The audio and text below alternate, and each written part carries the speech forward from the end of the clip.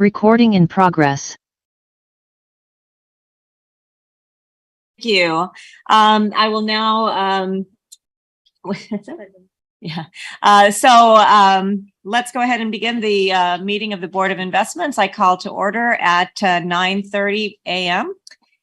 This morning, June 14th.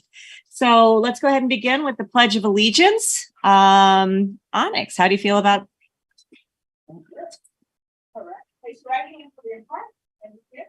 I pledge allegiance to the flag of the United States of America and to the republic for which it stands, one nation, under God, indivisible, with liberty and justice for all.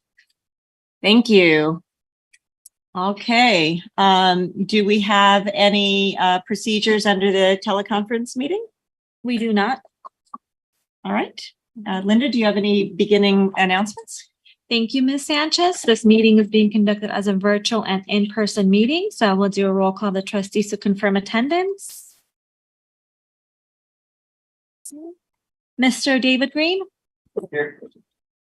Mr. Santos? Here. Mr. Jason Green? He's here. I see you. Mr. Rue? Here. Mr. Jones? Present. Mrs. Jones? Here. Mr. Kelly? And Ms. Sanchez. Present. Okay, staff participating in the meeting include the following: CIO John Grable, CEO Santos Cramen, Chief Counsel Stephen Rice, DCEO Louis Lugo, AEOs JJ Popovich and Laura Guglielmo, Interim CFO Ted Granger, Senior Staff Counsel Michael Herrera and Christine Roslin, Legislative Affairs Officer Barry Liu, and we have the budget team in the room.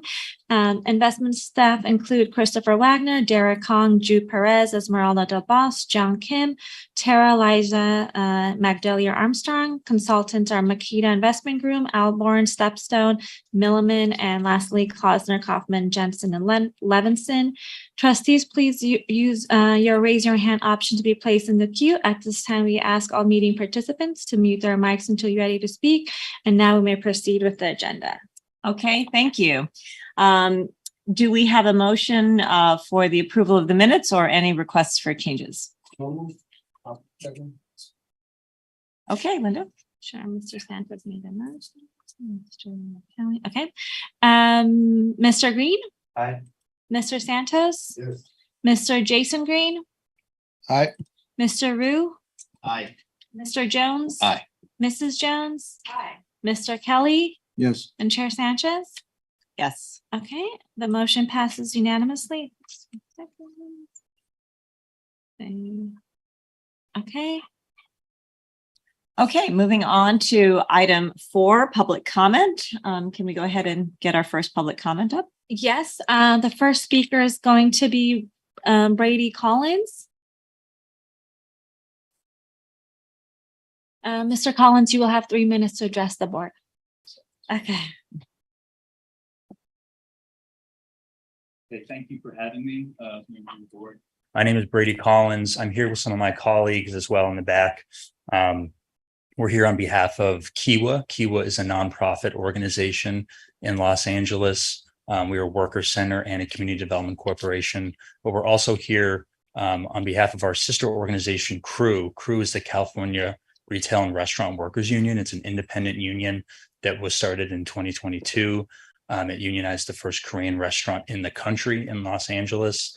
And there was an election at Hanam Chain, a large supermarket here in LA. And we're here with workers from Koei, which is a company that is also seeking representation from CREW. And so Kiwa has been doing work in Los Angeles since 1992. We organize workers in restaurant retail industries. But we also do a lot of outreach to the business community. If you're familiar with Koreatown, which is where our roots are, Koreatown is a mosaic of immigrant entrepreneurs that have made that neighborhood what it is. And so we always try to ensure that we are supporting good businesses that create good jobs. And so we do a lot of outreach as well to the business community to make sure they understand what the rights are of their workers, as well as how to adhere to California Labor Code. And so we try to bring these groups together whenever possible. Unfortunately, there are bad apples that we run into, and Koei is one of these companies. Koei is based in Korea. It's a publicly traded company. They have a subsidiary here in the US, which is located here in Los Angeles, their headquarters. And this company benefits from its ESG rating being strong. It's listed on the S&P Global Index, and it LACERA is an investor in this company. And so once Koei workers brought to our attention the conditions that they face, which you'll hear about in a moment here, we started reaching out to investors in the parent company to try to get their assistance in getting Koei, the subsidiary here in the US, to come to the bargaining table.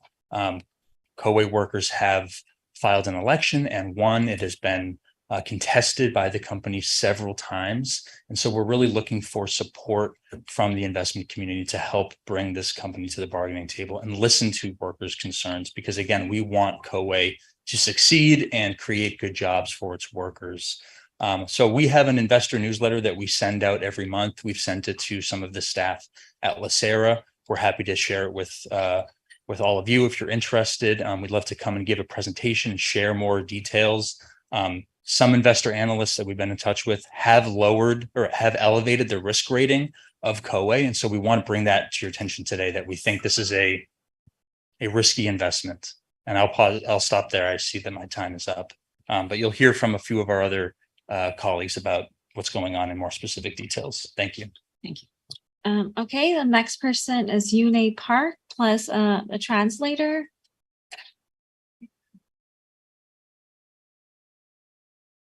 Ms. Park, you will have 3 minutes to address the board. Thank you. Thank you.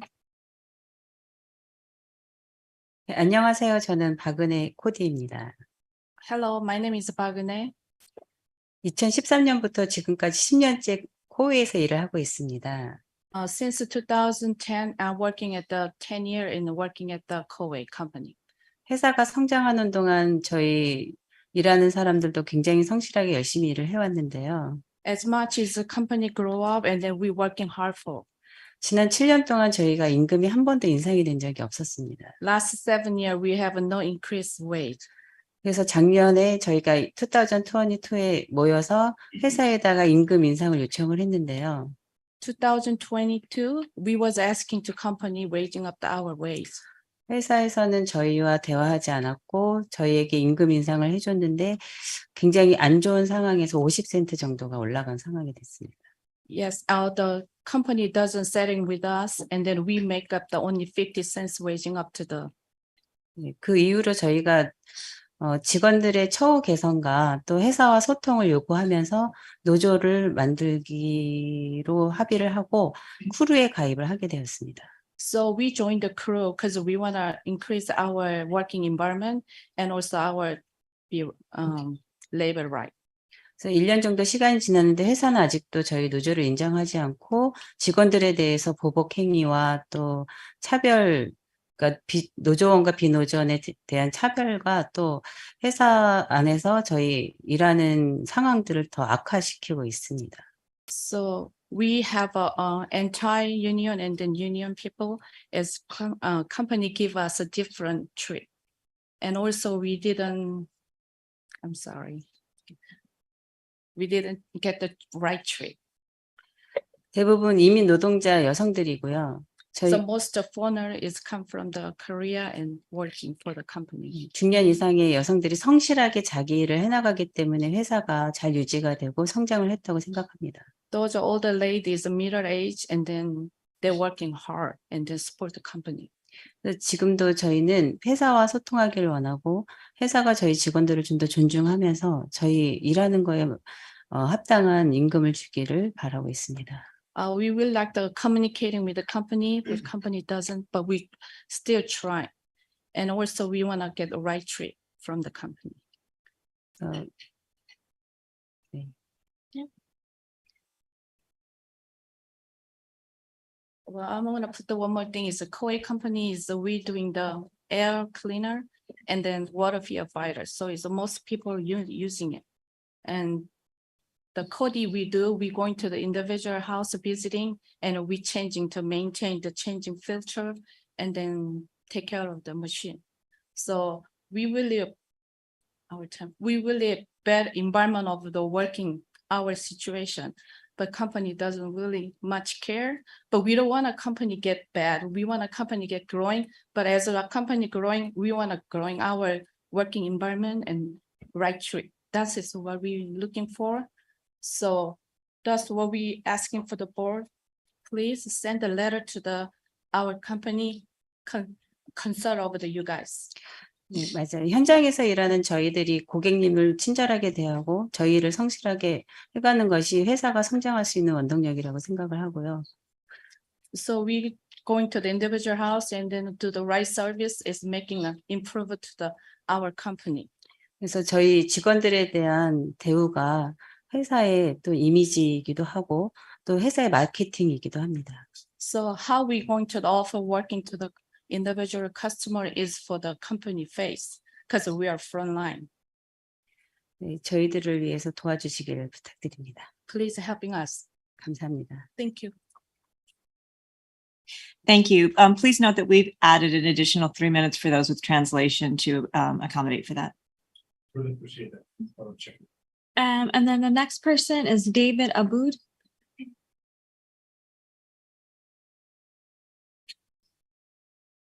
Thank you, and good morning, and thank you for pronouncing my name right. People usually don't get it on the first try. So my name is David Aboud. I'm a campaign director at Kiwa, and I wanted to highlight just a little bit more of some of the risk that COWE poses in the practices that they have chosen to take on. So throughout we've been supporting the efforts of the workers to unionize back since last year. And every step of the way, COWE has fought us. Every step of the way, they have conducted an anti-union campaign. They have retaliated against workers. The union has filed dozens of unfair labor practices that are still being litigated by the company. And even after winning the union with overwhelming support, over 70% of workers voting yes, the company has continued to litigate and to prevent workers from actually being able to get certified by the National Labor Relations Board and to then begin negotiations. COWE, for those that are unfamiliar, COWE does air filters just like these, water filters. In the Korean community, they're hugely influential. They're in almost every business, almost every home, serviced by these workers. And it's a company that is based off of not so much manufacturing, but rather word of mouth and the customer service. So the COWE has chosen to, use some, we're alleging that the COWE does have some illicit practices, including having workers on the clock, work off the clock up until 11 or 12 at night, responding to customer calls, texting, making sure that they are scheduling their appointments and their house visits. So we have alerted the Department of Labor as to some of these potentially illicit practices of the company.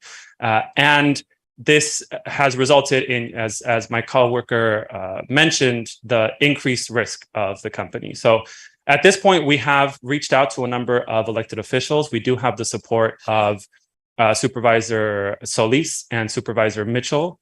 And we are not asking at this point for divestment from the company. We want COWE to be a successful and good company that provides good jobs in the Korean community and jobs that allow people to have a future and to work one job and provide for their family instead of poverty level jobs, that continue to keep workers down.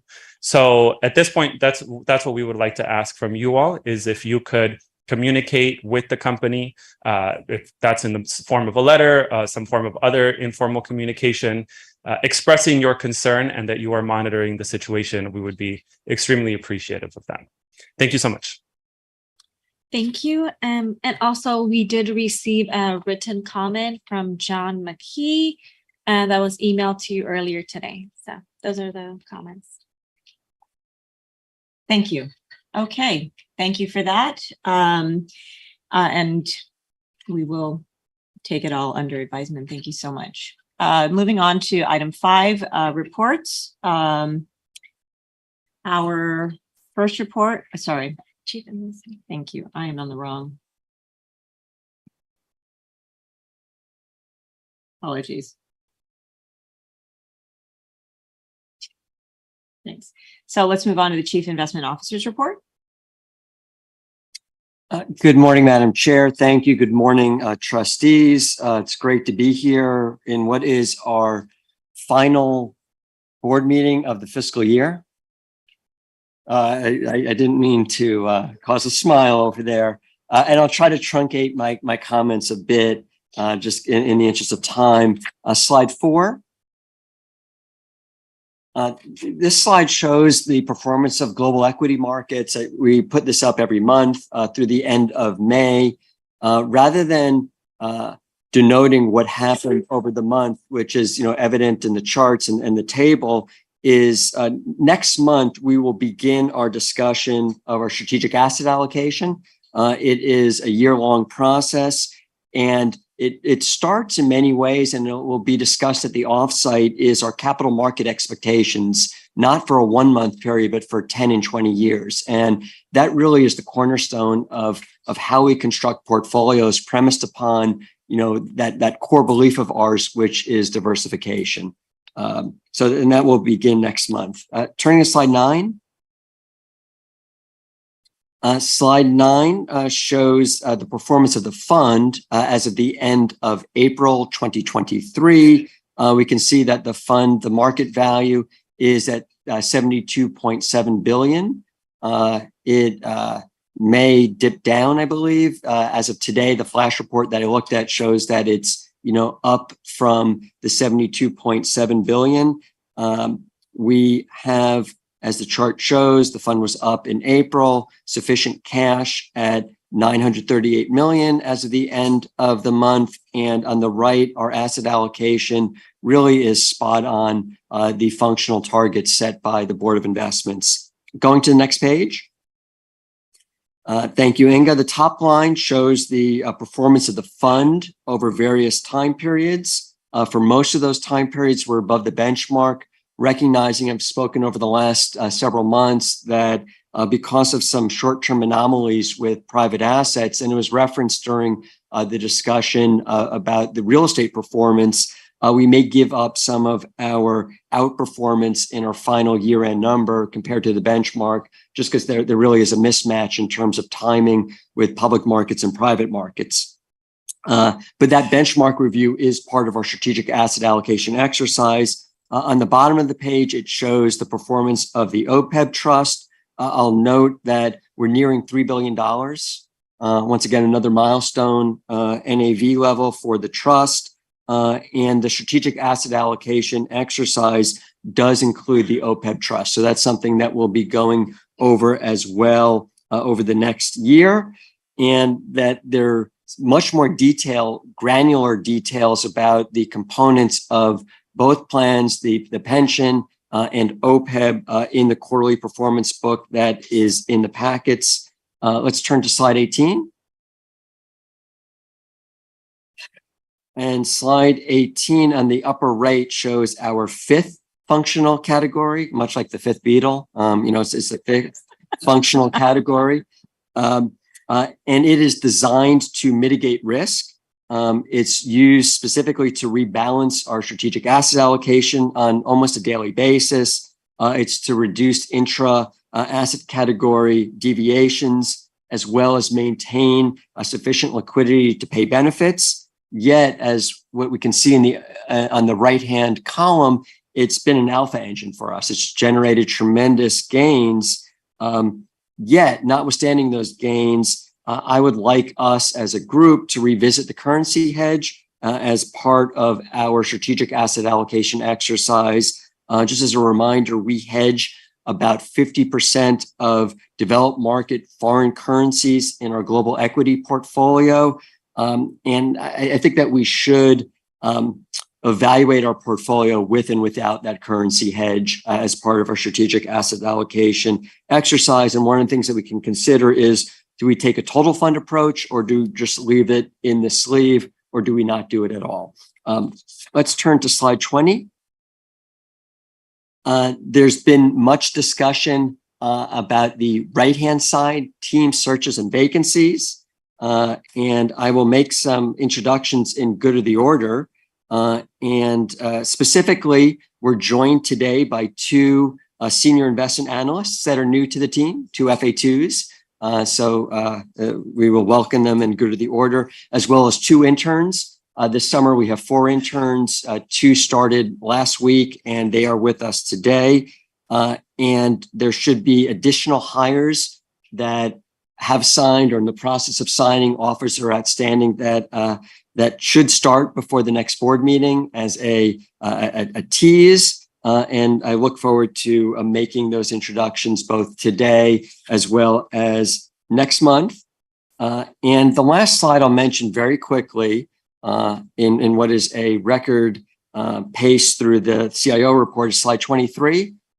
And I know that Ms. Jones always asks about the staff chart of the month, so I figured I would turn to it this month. And what this chart shows is the lack of breadth in the ACWI, I think is up about 10% maybe fiscal year to date. And it's really concentrated in about 10 stocks. And I've got lots of great stats, but I won't mention things such as Apple being almost as big as all public companies in Japan. I didn't mention that. But I think that the takeaway from this slide is that I'm somewhat cautious about the markets given how narrow the performance has been. It's really been in 10 companies in a single sector, and that's not global. That's not across all companies, and those companies tend to employ fewer people. So that just leaves me cautious about where we are in this market environment. So with that, Madam Chair, I'm happy to pause for questions. Thanks. I'll take the chair's prerogative and start with the first question.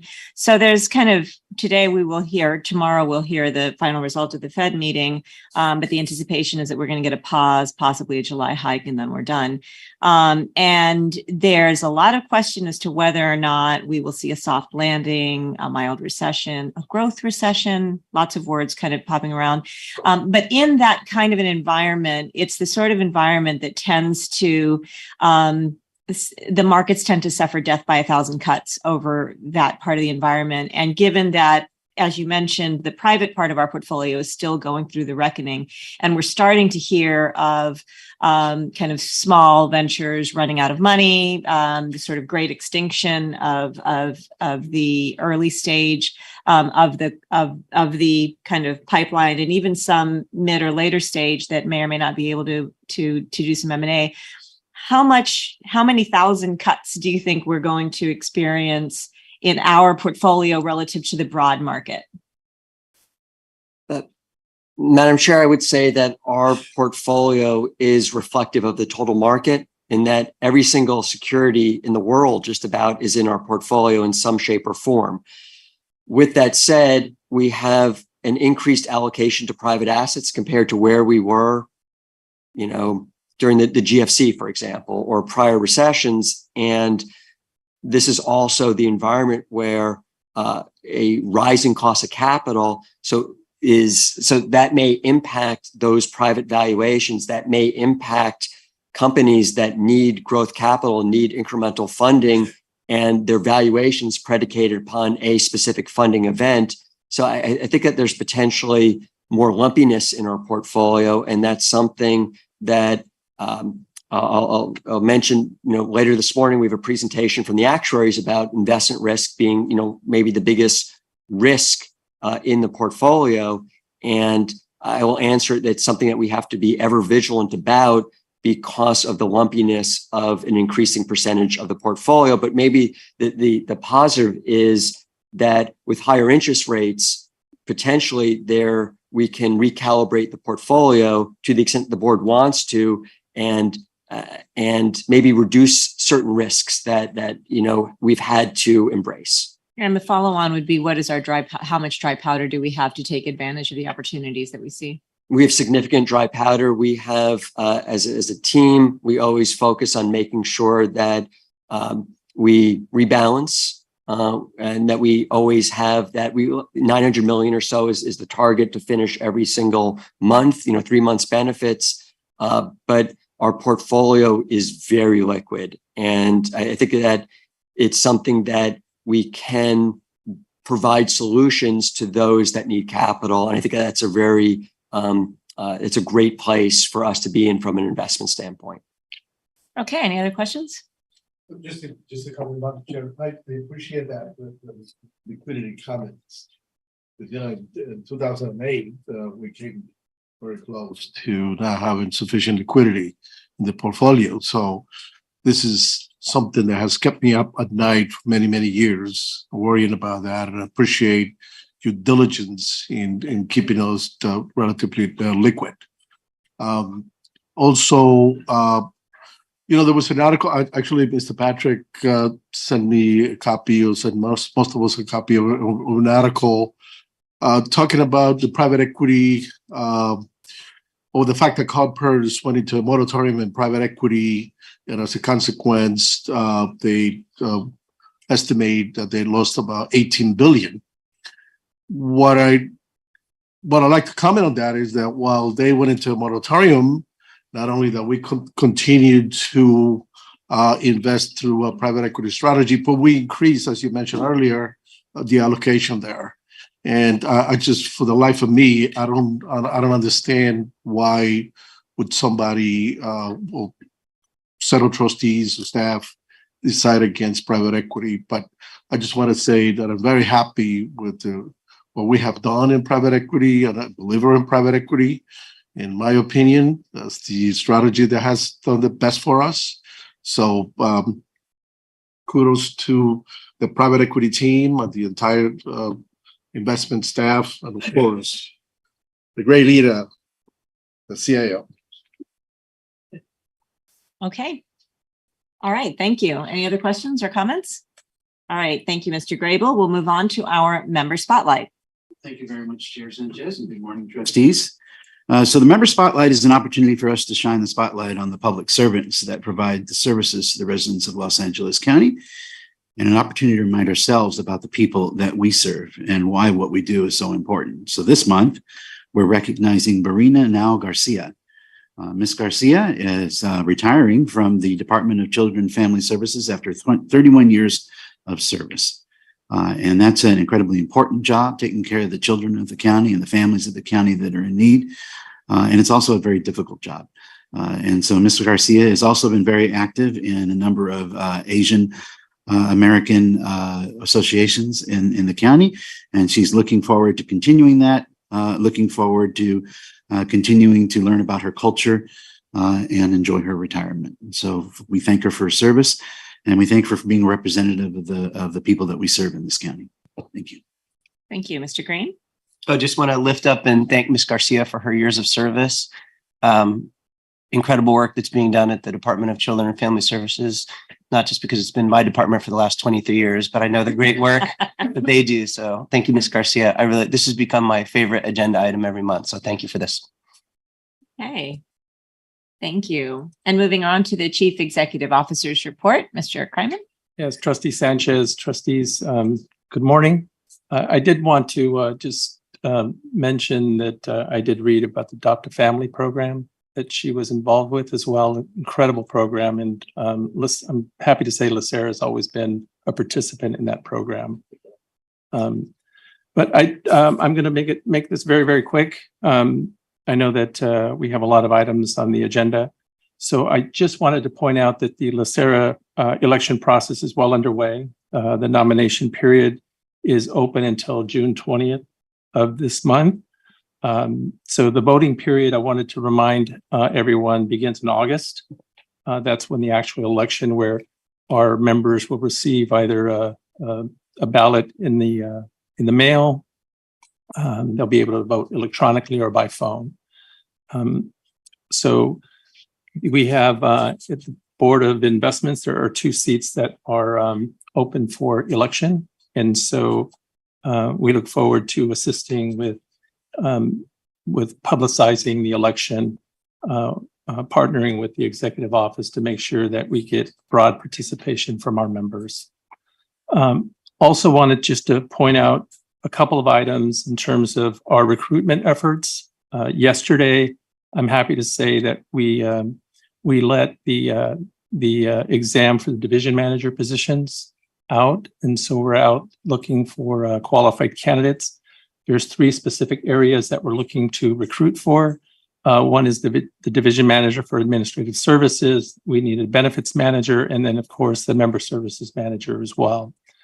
We're also making progress with filling the legal positions as well. We've hired a recruiter that has been doing a really good job of identifying candidates. I know that Mr. Rice and his team have scheduled and conducted some preliminary interviews with qualified candidates. And so we're hopeful that he'll be able to select candidates for the not only the benefits side of the shop, but also on the investment side as well. And so we're making really good progress with that. The Chief Technology Officer position, I'm happy to say that we will be sending out an announcement today, later on today. But I did want to let you know that Ms. Delino has been selected and has accepted the offer, Kathy Delino. So she is currently the interim Chief Technology Officer for LACERA, and she's done a wonderful job up to this particular point. And so I appreciate her patience, your patience, everyone's patience with that particular process. So I'd like to welcome her to full status, even though she's been here longer than I have. So those are the items that I wanted just to point out, and so I'd be more than happy to stand for questions. Great. Congratulations to Ms. Delino. We have Mr. Kelly and then Thank you. Thank you, Sanchez, for your report. 2 comments. The first is, so I continue to struggle with this board software package. Mhm. And I wanted to ask if you could survey other all trustees and see if if they have any issues, and perhaps based on the results of that survey, organize maybe a 30-minute training session after one of these upcoming board meetings. It just is not, it's not intuitive to me. It's not user-friendly. I've been through some of the training, but quite frankly, I think at this day and age, 2023, we're all pretty smart in terms of, utilizing software packages. And so I couldn't even print the agenda last night from what's inside the software package. I couldn't save the file. It's just, there are a lot of issues I have with it. So I'd appreciate if you could consider doing that. And then secondly, I was a little upset reading and talking with Ms. Guglielmo last month regarding the reprioritization of the division chief recruitments, while the recruitment for the CFO is still outstanding. And I say that because and my comments, I'm not advocating for the acting CEO. I'm just advocating, I'm speaking about the process. My concern is that the acting CEO is going on 4 years of being on an acting item or acting in an acting position. And I get that these 2 division chief positions need to be recruited for, but they only became vacant fairly recently. And I think it was unfair and unjust to reprioritize those over a recruitment for a person that's been acting 4 years. It's done. I just want to let you know, I think it was a bad decision. I don't think it was just, and I don't think it was fair. Those other positions should have, I think, been held open. And this is a CFO position. And if LACERA at $75 billion was a private firm, it could be at the market cap of Marsh & McLennan or something. These private firms don't have the CFO positions vacant for 4 years. It's just, I think it was miscited. I wanted to share that with you because I had this discussion with Louis and Ms. Guglielmo, but I don't think it was fair at all. So I want to share that. Thank you, Mr. Kelly. And you did miss a robust discussion about the software package as well. So your comments are actually broadly shared. Mr. Kryman, you're going to be reporting back to us. Is that correct? That's correct. Great. Mr. Jones and then Mrs. Jones. Just a quick question. Congratulations on the Chief Technology Officer one, but I also saw that the information security person, which I know has been a priority in general, said yes, but then said no. Any real insight that you can give back to us? Is it, was it just a personal, I'd rather go private than public, or is there a gap in what we offer competitively versus so-and-so? Because that's obviously a vital role. Yes, thank you for the question. I do believe that it has to do with the salary that we offered. you know, it wasn't just the one individual. There were a number of individuals that we vetted and made offers to. And so once they received the offer, you know, they leveraged it, I believe, to their advantage, and they were offered other positions elsewhere. And so, and we wish them well. We don't have any ill feelings about that. You know, every career decision is I always say a selfish one in the end, and you have to do what's best for you and your family. And so we're looking at that. We did go back out to try to recruit, get a broader pool of candidates. And so our recruiter is out pounding the pavement, so to speak, to try to find a suitable information security officer. In the meantime, we've taken steps to make sure that there are no gaps in our security posture. And so we're confident that the team that we built and the foundation that we built is strong enough to allow us to this additional time to recruit for individuals. And so that's the answer to that particular question. It's on our radar. We have contractors in the gap, or is We there do have likewise an interim we person do on have- our team? We do have contractors in the gap. As a matter of fact, I can tell you over the last 30 days, the entire team has turned over. And so they're in high demand right now. And so they're finding other areas to work, other places to work. But I think it's indicative of the experience that they've been receiving here, that they're able to leverage their ability to go elsewhere. Thank you. Mhm. Okay, Ms. Jones? I had a quick question in regards to the metrics on page 4. It appears, and so I could be interpreting this incorrectly, so I just wanted to see if we could clarify. Out of the pending cases or the applications that are out there to date, year to date, it says 71 have been closed. Am I interpreting that correctly? Sorry, what page are you on? Page 4. 71.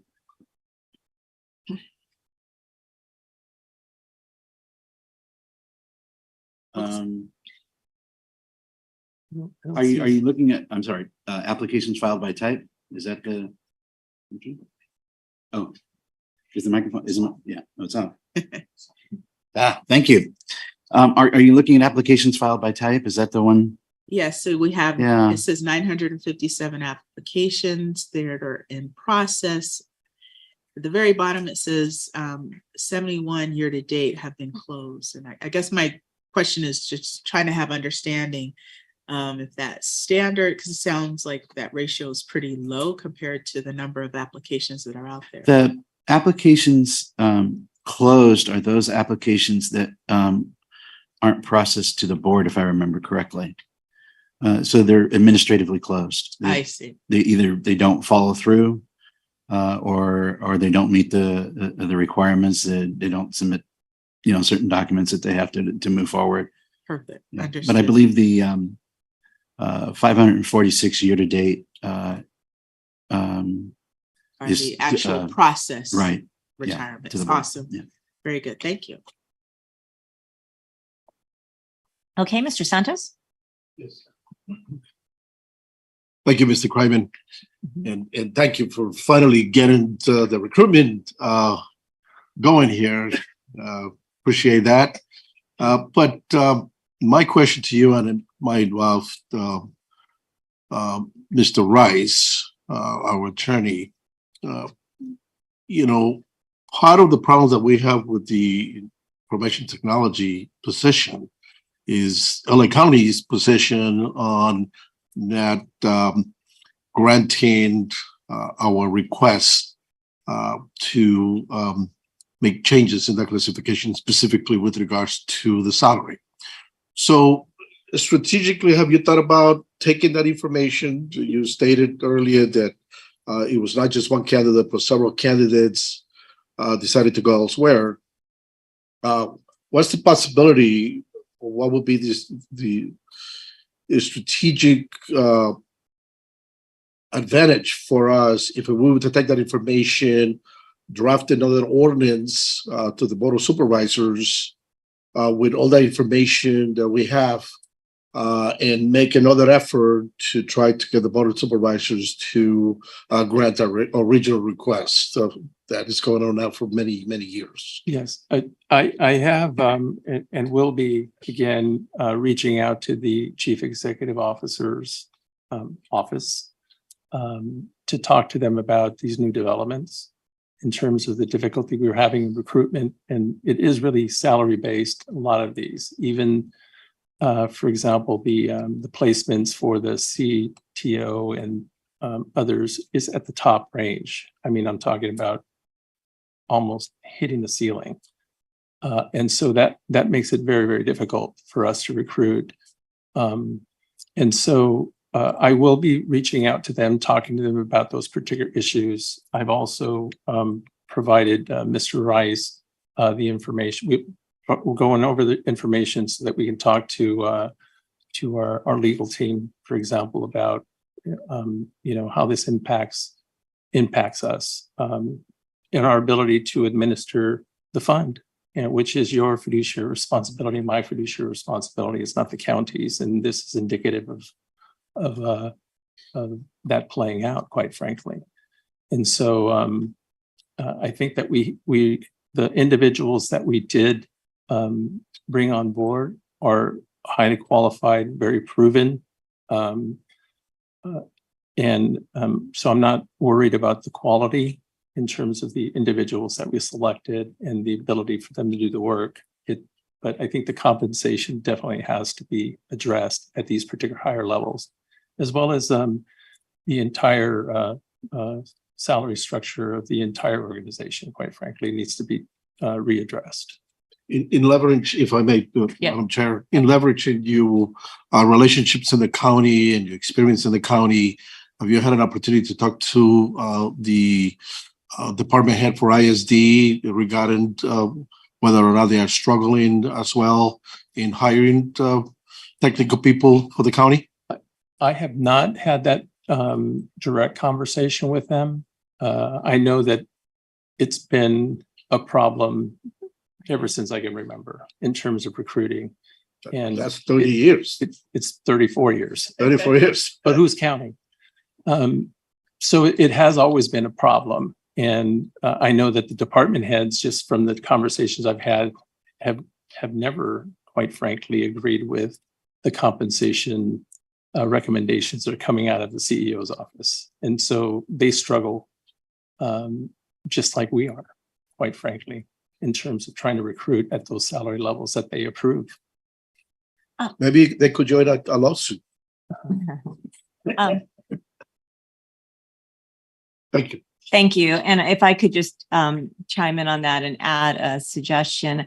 I don't know that applicants understand the value of the pension that's being provided. And I wonder if you can effectively communicate a kind of pension adjusted, meaning this, because this is forced savings effectively, but I don't think it's appreciated, particularly the match by the county. So that is very real money. And so your income can look low, but your total lifetime value of the job can actually be much higher than a private sector job. So I do think it's important to be aware of that. We do walk them through all of the calculations, factoring the pension, 401k match, and so on and so forth. And so they're aware of the entire financial package before they sign off on it.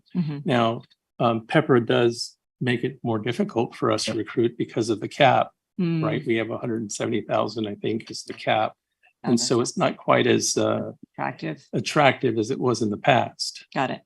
Right. Okay, thanks, Mr. Kelly. You have another question? Santos, the CTO position was a position subject to civil service. In recruiting, did you reclassify that position to a MAP position? I don't believe it's a MAP position. Laura, is it? It's unclassified. Oh, it is. So it was revised then to unclassified. Yes. Okay. If it's unclassified, it's MAP. It has to be MAP. Okay. Thank you. Yeah. Okay, Mr. Green. Thank you, Madam Chair.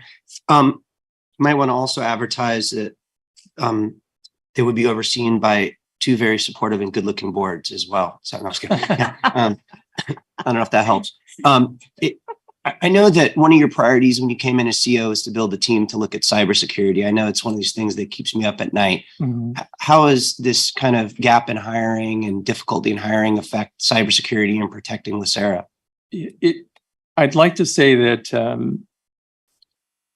that at the beginning when we divided the two, right? We had the chief technology side, we had the information side, technology side, and then we had this information security side. During that period of time, that's when I didn't sleep, quite frankly, because we were very, very nervous about the whole thing. We had remote access now.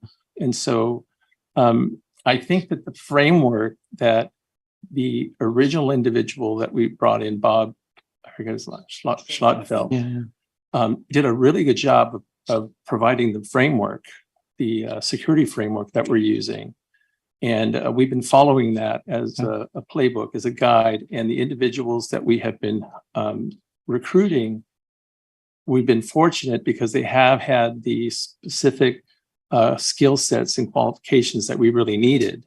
And so we've done an excellent job of filling the gap and protecting all of our systems and making sure that we're able to conduct business remotely in a safe, secure environment. The phishing campaigns and all the education is really, really paramount importance for us. And so they've actually done a phenomenal job of making sure that we have consistently shared information and warned our staff about, things that they should be aware of. And so I'm confident that we have a really good structure and framework in place.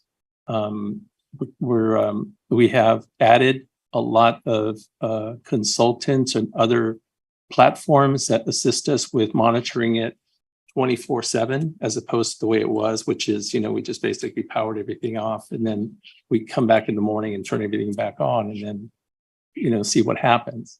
And so that monitoring, not only our systems, but the dark web, and making sure that we don't have any personal information breaches and so on and so forth, has been very, very beneficial. And so I believe that we're in a better position from a cybersecurity standpoint now than we were before. So, but the hiring is I worry about, the gray hat, white hat, black hat sort of situation. I would just ask you continue to make it a priority and update us. Yeah, we will. Okay, thank you. Okay, great. Do we have any other last comments? All right. So with that, we will move on. Thank you, Mr. Kryman, for your monthly beating. Thank you. The beatings will continue until morale improves. So moving on to our consent items, PPI executive seminar. I'll move the items. Thank you. Thank you. Roll call. Okay. Mr. Green, David Green, thank you. Mr. Sanchez, Yes. Mr. Jason Green. Aye.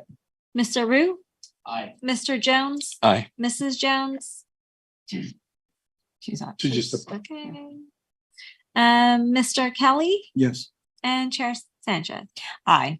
Okay, the motion passes unanimously. Okay, so now that we've concluded the reports and the initial, let's take a quick 5-minute break before we launch into our non-consent items, which will probably take us a couple of hours. So 5 minutes. So we'll begin 6 minutes. We'll begin at 10:25.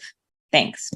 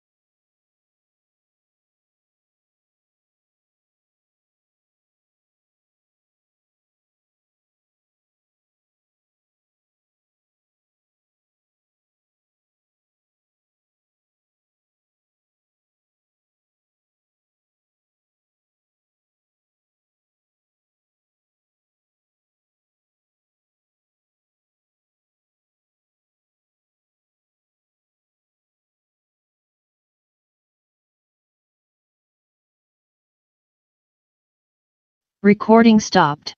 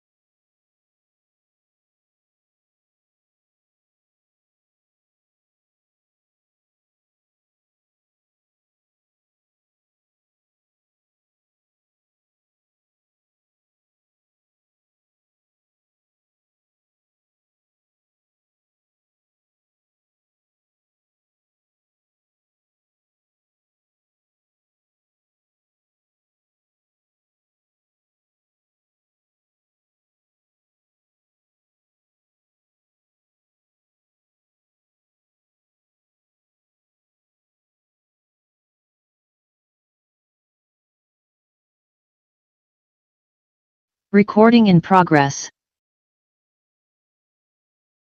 Okay, it's 10:25. We don't yet have a quorum back up on the horseshoe. Hint, hint.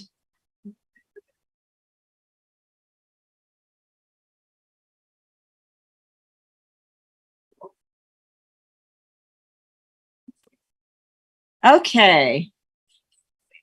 Wait, we need one more. We need one more human being. Actually, no, we can start. Okay. All right, let's go ahead and begin. So let's start with item 8, our non-consent items, 8A, which is the budget policy annual review. So I will, that was submitted by Herman Santos from the JOGC. Good morning, Chair Sanchez. I'm Laura Guglielmo with the Business Services Group. Before you this morning is consideration of the updated budget policy, which is a companion document that was considered by the JOGC on April 27th, companion to the budget. My apologies. And subsequent to the JOGC's consideration, board leadership met to discuss the approval of the strategic plan and the 23-24 budget. Based on the recommendations from that meeting, which I believe will be discussed later today, LACERA staff modified the budget policy to provide consistency with the outcome of the leadership at that leadership meeting. And prior to making any revisions, LACERA staff also notified the JOGC chair of the proposed changes to be considered by this board and was previously considered and approved by the Board of Retirement. So before you, the modified red line version of the policy has been provided, as well as the version and this is the version that staff requested to approve today. Okay, now just for clarification, so this went to the JOGC first, then it went to the Board of Retirement, and now it's coming to us. Is that the process? That is the process. What changed so generally what the JOGC provides, approves, goes to the two boards for approval. In between there, the leadership met and made some adjustments to reflect the changes to the strategic planning process, which budget strategic I was plan part of that. are all tied together. So what's before you is a little bit different than what was approved by the JOGC. So it reflects the request by leadership to integrate the strategic planning process. Correct. Got it. So as long as everyone's aware of that, any other questions? Okay, do I have a motion? Full approval. I'll second that. Thank you. Roll call. Sure, 1 second. So. Okay. So, Mr. David Greens, Aye. Mr. Santos, Yes. Mr. Jason Green, Aye. Mr. Rue, Aye. Mr. Jones, Aye. Mrs. Jones, Aye. Mr. Kelly, he just stepped away, and Miss Sanchez. Aye. Okay. The motion passes unanimously. Thank you. And just to clarify, this allows for each of the boards to have their own strategic plan for execution. And we as a joint organization will agree on issues of values and sort of the combined unifying principles of the organization. So that will be the process going forward. Okay, moving on to item B. Approval of the fiscal year 2023-24 Administrative Retiree Healthcare Benefits Program and other post-employment benefit trust budgets. Also submitted by Trustee Santos from the JOGC. Thank you, Madam Chair. Again, this proposed budget went to the JOGC, went to the Board of Retirement for approval, and that was approved last week and is now before you today. We are prepared with the presentation, but we're also happy to just stand for questions at your pleasure. Okay, were there any changes between the time of approval at JOGC and the Board of Retirement? There were not. Thank you. Move approval. I'll second that. All right, roll call. Sure, 1 second. Okay, Mr. Green, Aye. Mr. Santos. Yes. Mr. Green, Aye. Mr. Rue, Aye. Mr. Jones, Aye. Mrs. Jones. Aye. And Chair Sanchez. Aye. Okay, the motion passes unanimously. Thank you. Okay, thank you. That's fairly painless. Great. Yeah. Always. Yeah. Okay, and last item C, the approval of the revised AB 2449 teleconferencing policy is submitted by Mr. Rice, Chief Counsel. Yes, good morning, Chair Sanchez and trustees. This item is brought to you to revise our existing policy to accommodate what we've learned in the past few months through the application of this policy. It's both observations that staff has made, as well as a number of trustee comments. The statute was really not built with a lot of things in mind, but particularly it wasn't built with our governance structure in mind. So we're proposing 3 changes. The first change is to recognize that people who are authorized by statute to attend by teleconference when they're ill do not need to literally be on the audio and video every second, which is what a literal interpretation of the statute would require. And so we have revised the statute with our policy with the input of Fiduciary Counsel to provide that trustees may turn off their audio and video when remaining on would cause disruption to the meeting. And if you're sick, and that's going to cause disruption to the meeting. So you may turn your audio and video off if you find yourself in that situation, but you must turn it on when you are voting and when you are speaking. The second and third changes relate to our committee structure. Our committee structure is built to allow all trustees, whether they're on the committee or not, to participate. And that means that the meetings are noticed both as committee meetings and as board meetings. So this raises a couple of issues of interpretation there of the new law. These meetings are not meetings where the board as a whole can take action. It's simply for observation and discussion purposes. The non-committee members cannot make motions. They cannot vote. The board cannot take action.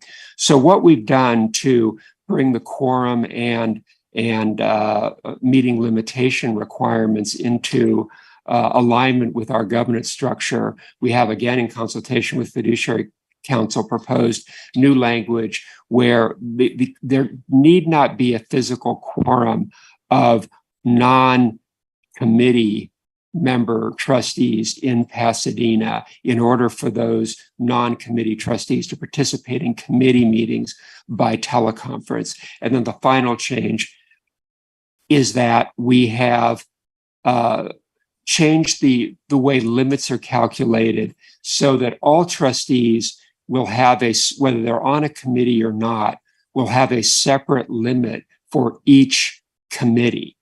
So whether you're a non-committee member or a committee member on, let's say, the real estate committee as we had, or the real assets committee as we had this morning, you would have two teleconferences per year that you can invoke under AB 2449. Same with the equity committee, and same with the JOGC, same with the audit committee, and so on. Again, whether you're on the committee or not. So what this does is put committee and non-committee members on an equal footing, and doesn't require non-committee members to be faced with the difficult choice of either not attending a committee meeting that they think is important because they don't want to waste a board level teleconference, one of their board level teleconference limit items, or to attend the committee and then find themselves with no ability to attend board meetings by teleconference because they've quickly used up their board limit. So again, I think the best way of summarizing this is that whether you're on a committee or not, for committee meetings, you're going to have the same number of limits, and a separate limit will exist for every committee and for the board itself. This would require a flow chart, as a trustee at the board of retirement said, and we haven't prepared one. We can at the Board of Retirement. Trustee Knox, who's not here today, suggested a lack of clarity in section 5.5, which is the language that relates to the limits. So what the Board of Retirement did, and we would ask this board to do the same, since the two boards really need to be in alignment on this. The Board of Retirement approved the policy as is, but directed staff to come back next month on consent with a revision of the language to that section. There was also, again, we would ask the Board of Investments as well, subject to your wishes and your comments, to approve the revised policy today, but with that same direction that we would come back on consent with clarification of that provision. There was also discussion at the BOR that while this policy did not start out as a joint board policy, it has morphed into a joint board policy, and therefore going forward, it should be run through the JOGC before it gets to the board. So with that, I'm happy to stand for questions. Okay, we do have questions, Mr. Santos. Thank you, Madam Chair. I am in support of the proposed new policy, including the amendment from Mr. Knox. And I do appreciate you informing this board of the Board of Retirement's position that this matter should go to the JOGC. That was my comment. So I move approval. Second. Okay, and that includes Mr. Knox's request? Yes, ma'am. Thank you. We have a second. All right, Ms. Jones. I just had a quick question for clarification. We do highlight the terms of using the video conferencing for the cameras. And I'm just curious, does that apply to the non-committee members as well? If you are joining by teleconference and you're not specifically a committee member, however, you're still joining and participating, but you have your camera off as a camera, right? You know, regulations apply to both. Yes, it applies because it is a noticed board meeting. So if non-committee members want to attend that committee meeting by teleconference, they still have to have and invoke the statute. They still have to have just cause or emergency circumstances. Okay. It'll still use one of their committee level limits, and it will still require audio and video, subject to this revised policy where there's some flexibility if needed because of the situation that the trustee may find themselves in. Thank you. Yeah. So comb your hair and do your makeup. Right.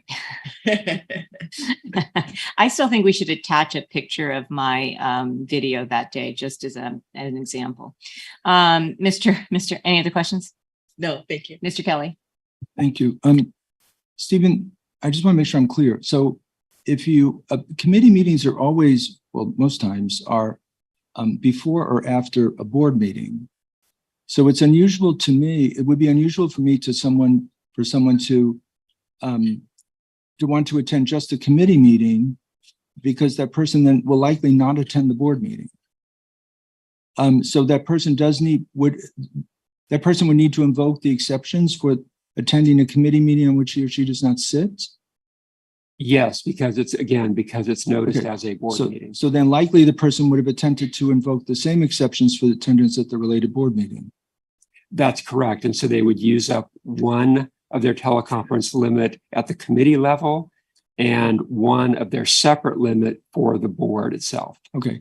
And then I didn't see this, but a trustee has an ability to participate in a committee meeting in which he or she is not a member through public comment.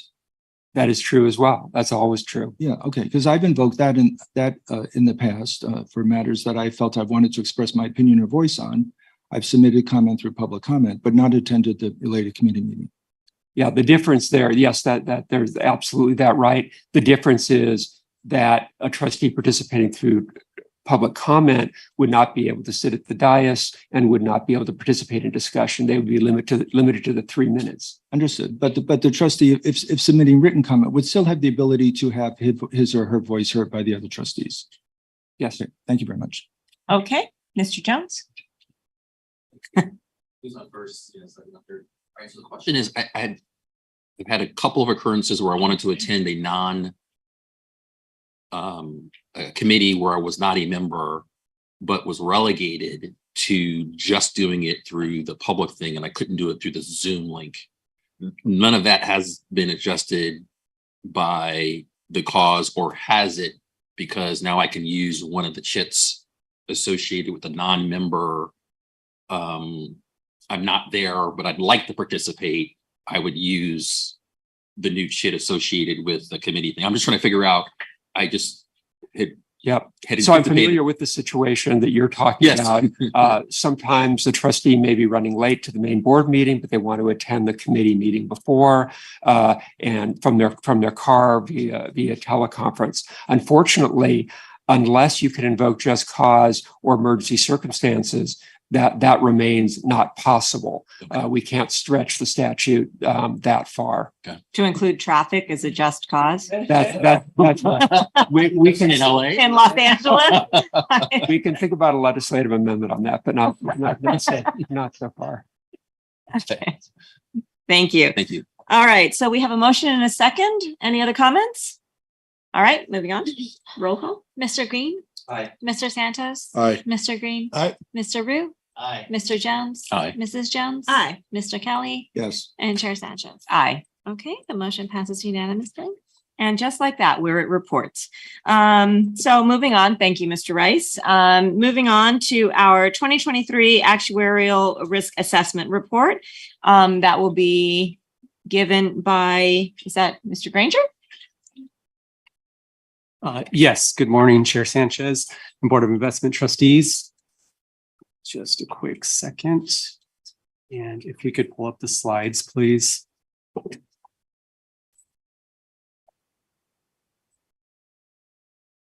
They're coming up. Okay, that's fine. So again, good morning. My name is Ted Granger. I'm with LACERA's Financial and Accounting Services Division. It's a pleasure to be here. With me today presenting are LACERA's consulting actuaries from Milliman. Should be familiar faces. To my left is Craig Glide, and on the other side of Craig is Nick Collier. So we're presenting the ASOP 51 report, or the Actuarial Risk Assessment Report. I'm going to provide a few comments, a little bit of background, and an overview before I hand it over to Milliman. Although some of this information regarding risk assessment is included in the 2022 valuation, beginning on page 43, which the report is contained in the package, LACERA staff feel that this information is important enough to provide a separate report. I believe this is our fourth report that we provide on an annual basis. We would like to accomplish a couple of objectives today in terms of the discussion. It's really a mid-year touch point in terms of touching base with the actuaries and discussing actuarial concepts, kind of an educational type situation in terms of, again, discussing key actuarial concepts. No decisions have to be made today, so it's a little bit more relaxed environment. And also Milliman wanted to follow up on a couple of comments and questions that were made by trustees when they presented their 22 valuation back in March. So we'll make sure we address those items today. Very quickly, the Actuarial Standards Board, or the ESB, sets actuarial practices in the United States. Those practices are called ASOPs, Actuarial Standards of Practice. We liken them to accounting standards, and I think Nick's okay with that analogy that I use. ASOP 51 is the assessment and disclosure of risk associated with measuring pension obligations and determining pension plan contributions. So that's the actual name of the standard. ASOP 51 directs the actuary to identify risks that might be significant to the plans and possibly the plan participants. It requires the actuary to assess those risks. And again, Nick will walk through this process. And finally, the actuary is required to disclose plan maturity measures and historical information that are significant to understand those risks. One important thing regarding risks is controls. Nick will talk and Craig will talk briefly about the controls that are in place at LACERA to help us mitigate these actuarial risks. The report is meant, again, to serve as a tool. It's an educational item, and it's background for potential future decisions that trustees can make. One quick update on the roadmap. It was included in the package for this actuarial cycle. Nick and the investment team and the accounting team have partnered to discuss the retirement benefit funding policy at the board offsite in September. So that's one upcoming item. And then the next item will be in December, where we will have an annual valuation report for 2023. The next experience study is not until 2025. As you'll recall, experience studies are done on a 3-year cycle. So the last one was done in 2022. The next one would be done in 2025 fiscal year end. And it looks like we have the slides up. Perfect timing. So with that, unless there's any questions for me, I'm going to hand it over to Craig and Nick. Thank you. Thanks, Ted. We spent a lot of time with the board during the triennial and experience study trying to set the best possible set of assumptions to predict the future. Still, one thing is virtually certain, that is the future is not going to match the assumptions. So the risk assessment gives some idea of this potential impact when this invariably happens. Can we move to the next slide? As Ted said, we're not looking for any board action on this. This is just, thank you. So as Ted said, we're not looking for any board action on this, and as we said, it's open forum if you do have any other actual questions unrelated to this. But as Ted talked about, the risk assessment is designed to give trustees information on risk specific to future pension liability measurements and contribution levels that may be helpful in carrying out your fiduciary responsibilities. In addition to identifying and assessing risks that may be significant to the plan, we also disclose plan maturity measures and historical information to kind of give you an idea how risks have evolved over time. As Ted said, this is, I think, the 4th year we've done this. The risks really don't change much from year to year, so this is going to be very similar to what we've talked about in the before. There's one minor but notable exception to that, which is that the board took action with the treatment of the Star Cola on the prior valuation, and that effectively, before we've talked about there was a risk when Star Colas were granted that would cause increases in contribution rates. But with the new treatment, that is no longer, it's kind of effectively eliminated that risk. As Ted said, this is guidance on our actual standards of practice number 51, and I'll go talk a little bit more about that on the next page. Okay. Thank you. So specifically, the standard says the actuary should identify risks that in the actual professional judgment may reasonably be anticipated to significantly affect the plan's future financial condition. So that's going to be the focus of the first half of our presentation, is identifying the risks. Once the risks have been identified, the actuary should then assess the risk, including the potential effects of the identified risk on the plan's future financial condition. So there's many reasons why future experience is going to deviate from the assumptions. We're going to talk about a few of those today. There's many other risks that can cause deviation for assumptions that are not directly measurable. There's more indirect. We've listed a few here, sort of governance and operational risk, and that would kind of get back to things, things that we don't know how that would affect the pension, but obviously, your struggle in hiring technology people, that could present a risk, but that's not something that we can really directly quantify. Also, hiring and retention risk, that's really for the employers.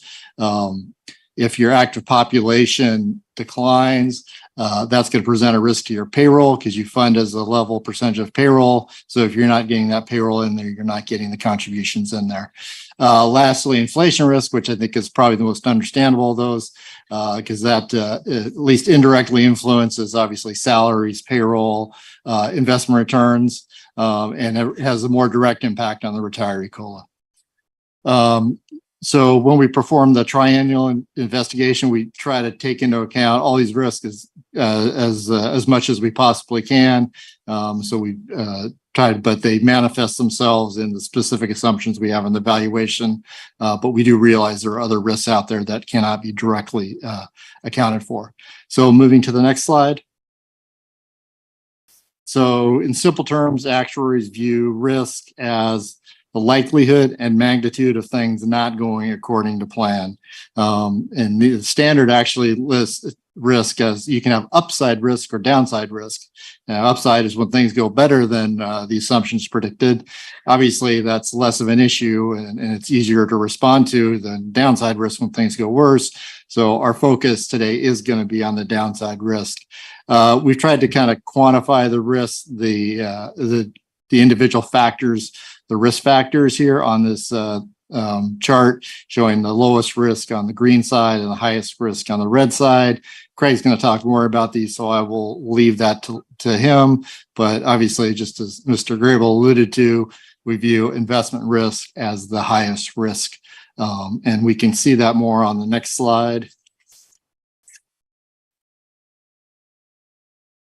So one way to assess potential future risks is to look at what the past causes have been. So this on the left side, that graph shows the cumulative changes in the unfunded liability, which have been increases about $14 billion over the last 20 years. You can see there's two that stand out, the blue, which is investment return, and the assumption of methods, the orange bar, which is even bigger. Now, if you remember back, the almost all of that orange bar is due to the fact a assumption, the investment return assumption was lower from 8%, where it was 20 years ago, down to 7% where it is today. So really, although that it shows up as an assumption change, really that was related to the investment term. So once again, that's why we view investments as the biggest risk. And then you can see, then we show each individual piece over the last 20 years, and 17 out of the last 20 years, the blue bar being the investment return, has had the biggest year-to-year impact on the unfunded liability. So that's kind of why we view, one of the reasons we view investments as the biggest risk. Mr. Cullen? Yeah. Just one question there. So obviously by lowering our discount rate, we are effectively reducing our exposure to potential shortfalls on the investment side. You take it in one direction or the other, right? Yes. Yeah. Sometimes we actuaries tend to be too negative, but that is definitely the positive there. You have lowered your risk. If you were still at 8%, you would have very significant investment risk. Shortfalls. And that's definitely helped. Thank you. And just one thing to add also, you note that the changes, obviously, as I said, 17 out of 20 years, investment return has had the biggest impact. And remember, this is the smooth. So we've smoothed investment returns over 5 years. And even with that, you still see the biggest volatility in the investment return. Mm-hmm. So with that, I'm going to turn it over to Craig. Yes. So, one, this board over the past 20 years reduced the discount rate from 8% to 7%. We have eliminated the SAR-COLA to be counted as an asset for the pension, and we also change the amortization of the unfunded liability from 30 years, 20 years ago to now 20. So all that, I mean, this board, in my view, has been very diligent in trying to make sure that a pension continues to be viable for the future employees. Yeah, that's great. I think you kind of stole my thunder on the slide later on. No, I switched it to you. No, we definitely appreciate that. I think it's more powerful coming from a trustee, but yes, obviously if we didn't think the trustees were, making progress to address risk, we would be concerned and we would be coming and talk to you, but we definitely feel that the trust moves in the right direction and, things evolve over time. But I think the trust has been proactive in addressing these type of things. Okay, thank you, Nick. So as Nick just talked about, he talked about the sources of the unfunded liability that LACERA currently has, and as of June 30th, 2022, that was about $17.6 billion. If you go back to slide 6, please. Thank you. And so Nick talked about the sources of where that has come from, but I'd like to take that one step further here and talk a bit about the amortization methods that LACERA uses and to amortize that unfunded liability and to pay that off and eliminate it over time. And this slide and the next couple of slides, they're newer slides that we put in, and we're trying to address questions that came up at the Board of Investment meeting in March. So hopefully we address some questions from there with these.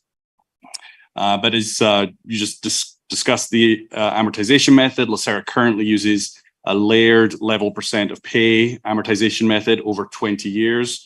And that was dropped from 30 years to 20 years at the 2019 experience study. And so the way the layered level percent of pay amortization method works is that each year, any new piece of liability, unfunded liability that has been created in the last year, we set up a layer for that piece of the unfunded liability, or in some cases it could be a negative unfunded or an overfunded piece. And then that piece is amortized over 20 years. And LACERA established this back in 2008, I believe. So right now there's about 15 layers, and each of those is being amortized effectively over 20 years from when it was established, subject to some changes that happened at the 2019 study.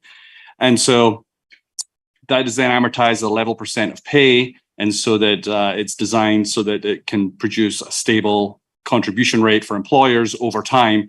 And because it's a level percent of pay and pay is assumed to increase, it generally means that the actual dollars of the amortization will increase over time as pay increases, but as a percentage of pay, it's assumed to stay the same.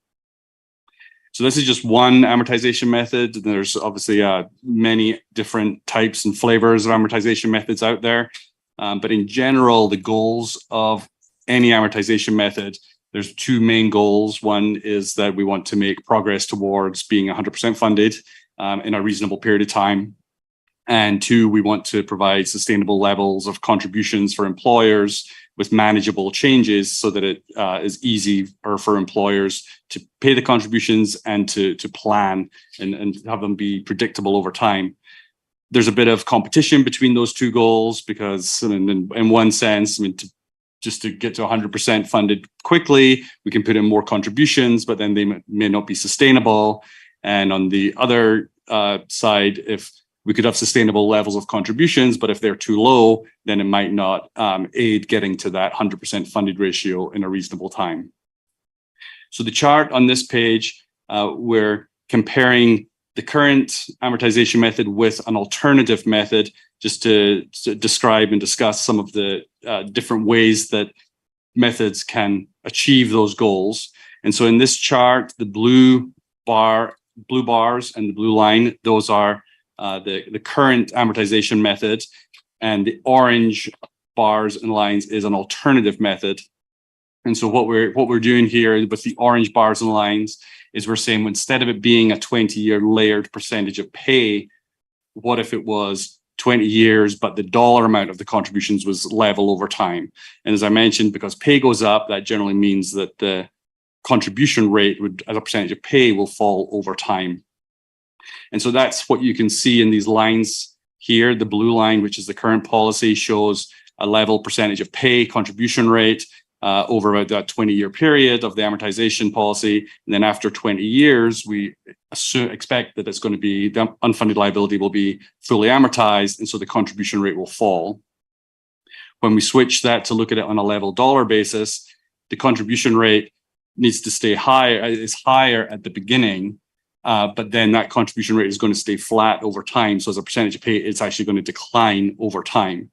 So because it's got higher contributions at the outset, the unfunded liability will be paid off faster in those first few years while those contributions are higher. And that's what we're showing in the bars here, is how much unfunded liability is projected each year under the two methods. So with the orange bars, the level dollar, the unfunded liability will decline faster initially. They're both still projected to be fully amortized after 20 years, but it's really more about the timing and the pace at which it's paid down there.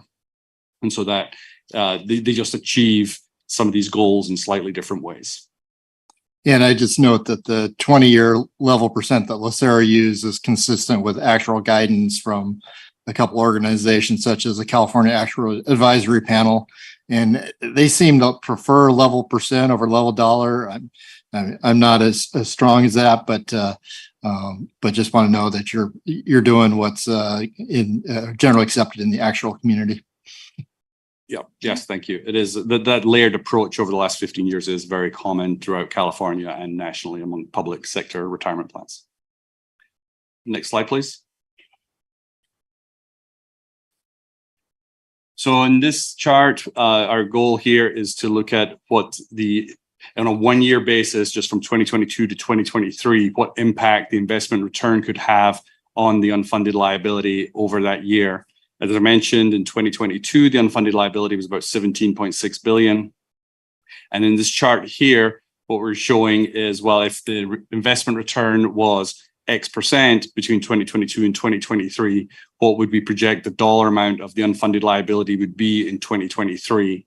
So the green bars here show that if you got an investment return of about 6% or higher in that year, that unfunded liability number of 17.6 would decrease over the year to 2023.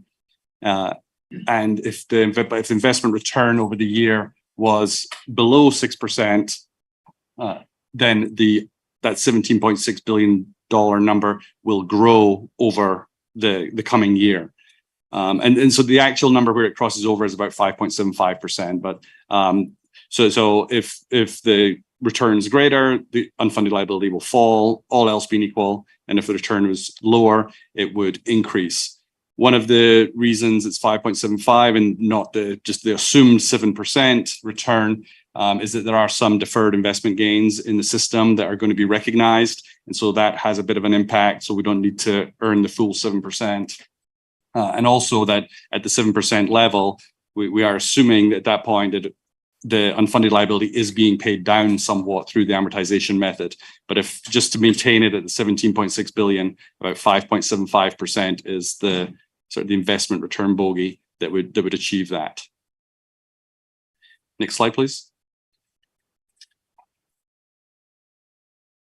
One of the questions we often get asked is, okay, when are we going to be 100% funded? Our answer to that generally is along the lines of, well, if all assumptions are met in every future year, you will be fully amortized in X years. And X for LACERA is about 17 to 18 years. But as we know, all assumptions are not going to be fully met each year as expected. So there is going to be some variance over time. And so what we've done here is we're looking at it as what is the probability of being 100% funded or at least 100% funded in a given year over the next 20 or so years. And so we did this by running 5,000 different scenarios using on the investment return assumption, using LACERA's asset allocation and the mean return and the standard deviation from LACERA's asset allocation to project 5,000 different ways that the next 20 years of investment returns could play out. And what we see when we do that is that approximately in 20 years, there's an approximately 50% of the time LACERA will be at 100% or above and 50% below. And the reason for that is when we do those 5,000 scenarios, that median scenario that comes out of there based on the probability model says that the median scenario over the 20 years, there will be an average annual 7% return. But that just means that half the time there's an average annual return less than 7%, and half the time there's an average annual return greater than 7%. And so that has the impact there of driving whether you reach that 100% funded or not. When we look at all those distributions, we do see that when we project it out, that about 60% of the time, 20 years from now, the funded ratio is at least 93%. So at the current time, or in 2022, when we based this on, it was 79.6. So 60% of the time, you're going to have made some significant progress, at least 93. And in 80% of those scenarios, the funded ratio will be at least 77%. So in the vast majority of scenarios, there's going to be progress. And in many scenarios, there's going to be significant progress made. And then there is that 50% approximately probability of being 100% or greater funded. Question for you, Madam Chair. Yes, go ahead. So just to make sure I understand this, that given where the investment risk is on the bar, then running your probability model, we don't have to increase our overall risk profile in order to improve the returns that would then help pay for the funding, right? So we're holding our kind of risk adjusted rate of return the same through the entire 20 years. And then you're just running the probability simulation against that same risk profile to get to the same thing. Yes. Okay, I just wanted to make sure. Yes, that's what we're doing. Okay. Next slide, please.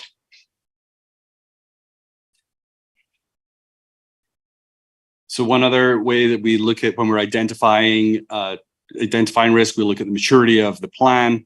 And one of the reasons we do this is that mature plans are generally going to be more susceptible to risk. And there's no real black and white measure about what maturity is. This is really more metrics that sort of guide how mature the plan is. And we're showing a couple of those metrics here. One of them on the left is when we look at, well, what is the ratio of the number of active members of LACERA to the number of retirees of LACERA. And 20 years ago, that ratio was about 2 to 1. And in 2022, the ratio had dropped to about 1.3 to 1. And it's projected to get to about 1 to 1 over the next 10 years.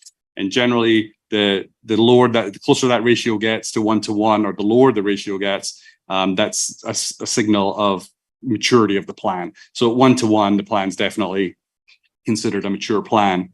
Another measure that's not included on this chart, we could look at cash flows and whether the LACERA was positive or negative cash flow. In positive cash flow, meaning that contributions are greater than benefit payments, and negative meaning the opposite. And LACERA is in a negative cash flow position, which is a sign of a very mature plan. On the right-hand side, another method that we can look at is we look at the level of assets to the payroll of LACERA, and we call that the asset volatility ratio, just assets divided by payroll. And you can see in the chart here that over the last 20 or so years, that ratio has increased from about 5.5 to about 7.5 times. And so that just means you've got a lot more assets relative to the payroll base. And while that's a good thing, accumulating those assets to pay for the benefits is definitely a good thing. It does mean that there is a bit more sensitivity on the contribution rate to changes in level of the assets, because when there is a change in the assets, it creates that unfunded layer that now needs to be amortized over the payroll base. And so the greater that ratio, the more sensitivity there is. And at LACERA's current asset volatility ratio of about 7.5 times, what that translates to is that if the actual return was 1% less than the assumed rate, so it was 6% rather than 7%, we would expect that the employer contribution rate would increase by about 0.53% of pay just because of that change. And I will note as well that, I mean, even though your liability asset volatility ratio has increased over the time amongst several systems and across California, you do actually have a lower asset volatility ratio than many other systems. And part of that is to do with the benefit structure of LACERA compared to some other systems. LACERA has managed that over time as well. And so you have a little less sensitivity there than some others. Yeah, but I definitely say this maturing that Craig has talked about, the negative cash flow, the active to retire ratio is very typical of other large public sector plans. And just one other thing to add, I think Craig want to mention that 0.53% increase. Remember, we smooth over 5 years. So it would take, it would be that 0.5% increase would be recognized over a 5-year period. Mr. Sanchez? So the 20-year scenario, you said approximately 10 years from now, we're going to be 1-to-1 in terms of the active versus retirees. And so potentially 15 to 20 years, it will be the retiree population will be larger than the active members. Right? Agree with that? In that scenario, what the employee contribution goes up. I'm not quite clear what happens at that point. Nothing. Yeah, do you want to go over? So on the projections that we have, we're assuming that we believe that that ratio is going to stay at about 1-to-1. It's not going to change much more than that as the population stabilizes over time. And the mortality, just the way mortality works out and the way hiring works out, we believe is going to stabilize at about that 1-to-1. Okay. But that does mean that if the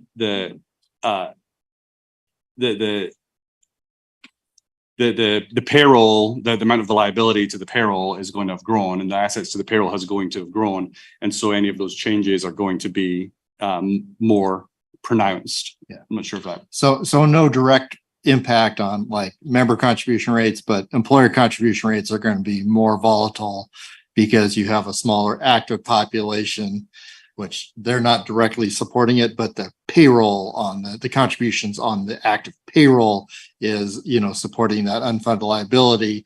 So if you have a smaller payroll relative to your assets, you have a loss, then you're going to have a bigger up and down, or you have a gain. Things go well. Like obviously 2 years ago, we had a nice decrease in the rate. So it's just more volatility, the employer contribution rate. And then for more pressure to this board to do better in terms of the returns, right? Because right now, the way I understand it,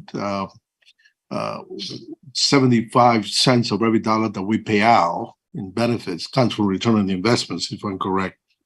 It's about 70. Okay, 70. Yeah. So in 10 years from now, that will be a lot. We will require probably 80 cents of every dollar to counsel return on investments. Am I going the wrong direction, or is that? No, that's, it depends on how you calculate that number, but yeah, it's gonna move towards more money's gonna be coming in investments to pay those benefits. So that's just a logical transition, but obviously you're going to have more investments to earn money on as you go forward. Because we will be 100 billion by that time. Yeah. Right. Okay. Got it. Yes. How do you, what would you use to define the employer contribution risk? Right? Like is it kind of fixed that in the actuarial calculation, if something goes wrong, the employer automatic, because I know in some states employers kind of delay the supposed contributions because of the fiscal challenges that they may be going through.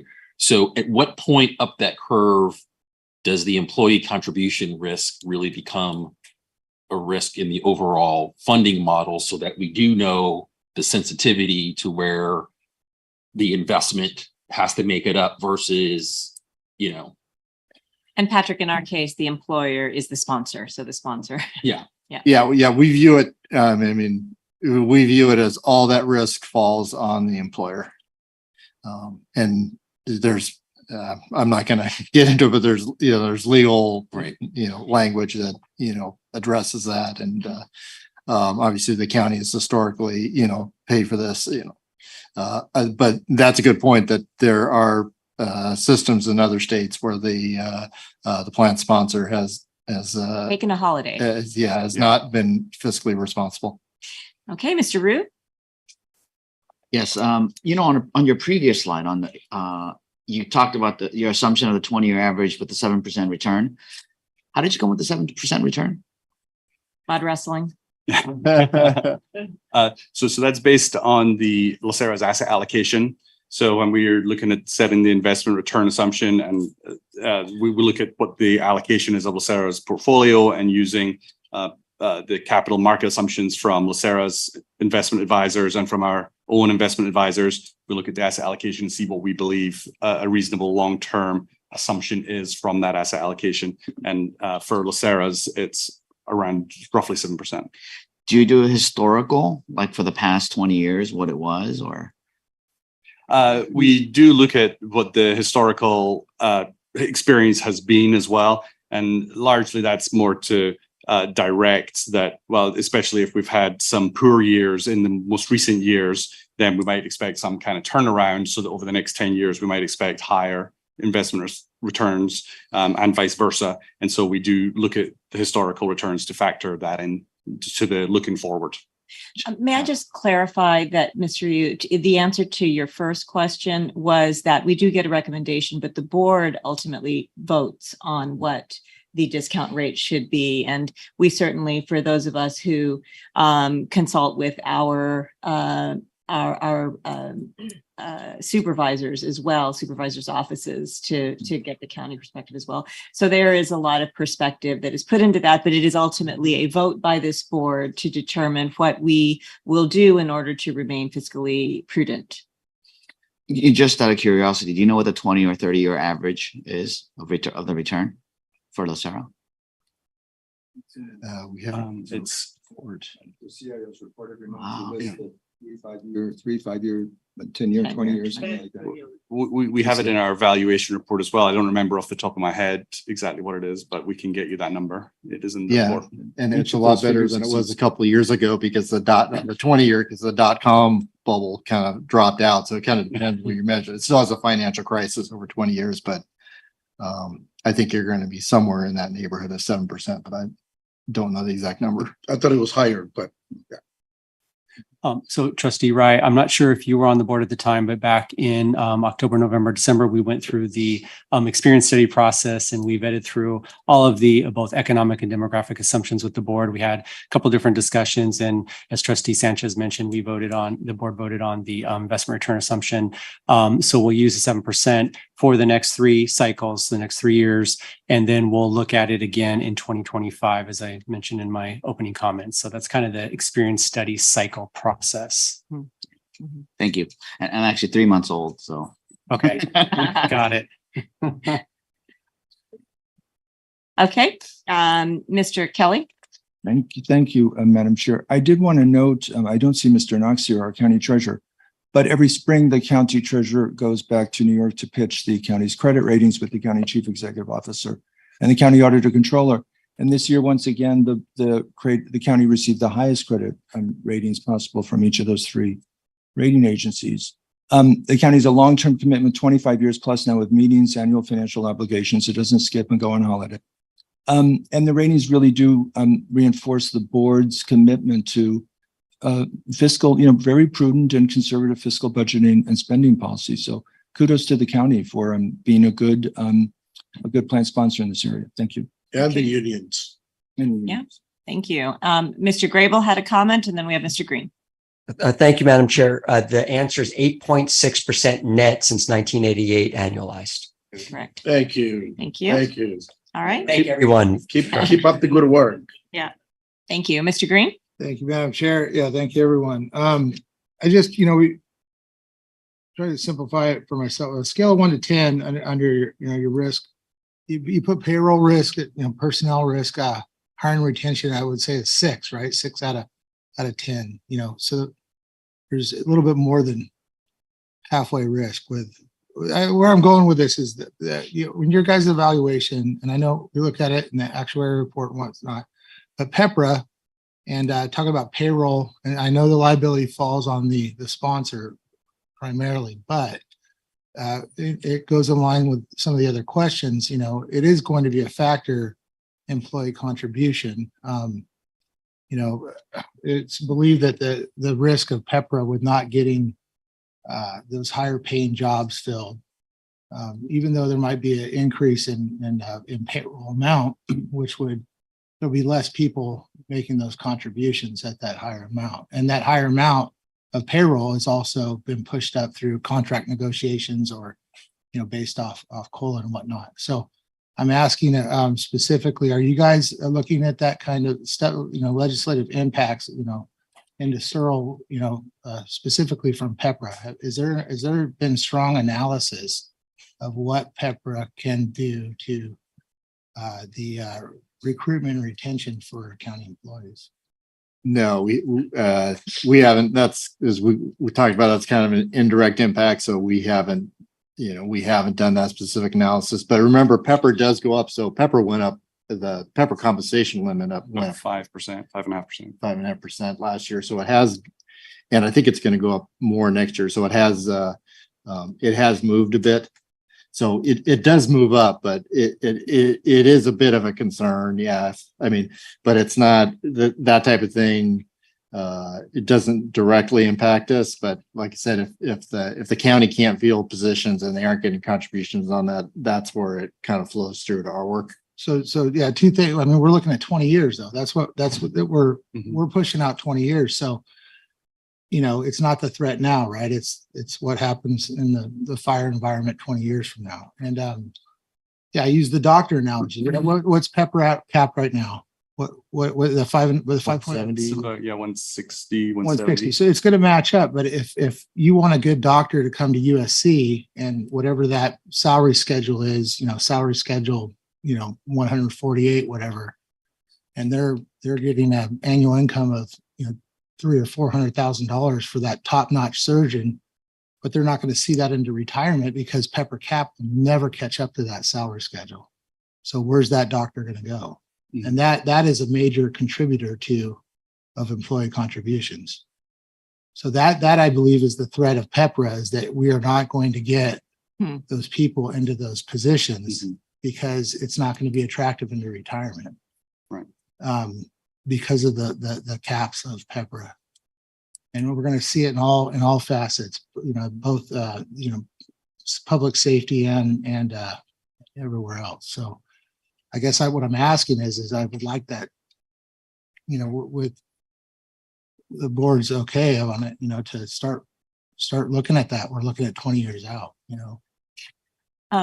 I think the appropriate place for us to discuss that is, because I think that would be a legislative effort. So I wonder if we can put that on a future agenda to discuss sort of what influence we can have either at SACRS or beyond to discuss this Madam issue. Chair, absolutely, but also too, we're talking about risk assessment and the ability of the fund to sustain itself. That's kind of where I guess my point is where to go. I'm looking at it as a potential risk. So highlighting it as a risk. Yes. Got it. I believe so. Yeah, I mean, I think to the extent that the county has difficulties hiring or retaining people for any reason, this could be one of them, and that has an impact on the payroll growth. And the way in the current assumption, we're assuming that overall payroll is going to grow at 3.25% each year. So to the extent that any factors occur that cause payroll to grow at especially a lower rate than that, that's where the risk comes in on the employer contribution rate, because we're going to have a lower projected payroll base than we were assuming. And so yeah, that's one of those risks that we're not necessarily looking at the hiring retention specifically, but we're kind of looking at how it manifests in the payroll growth relative to the payroll growth assumption.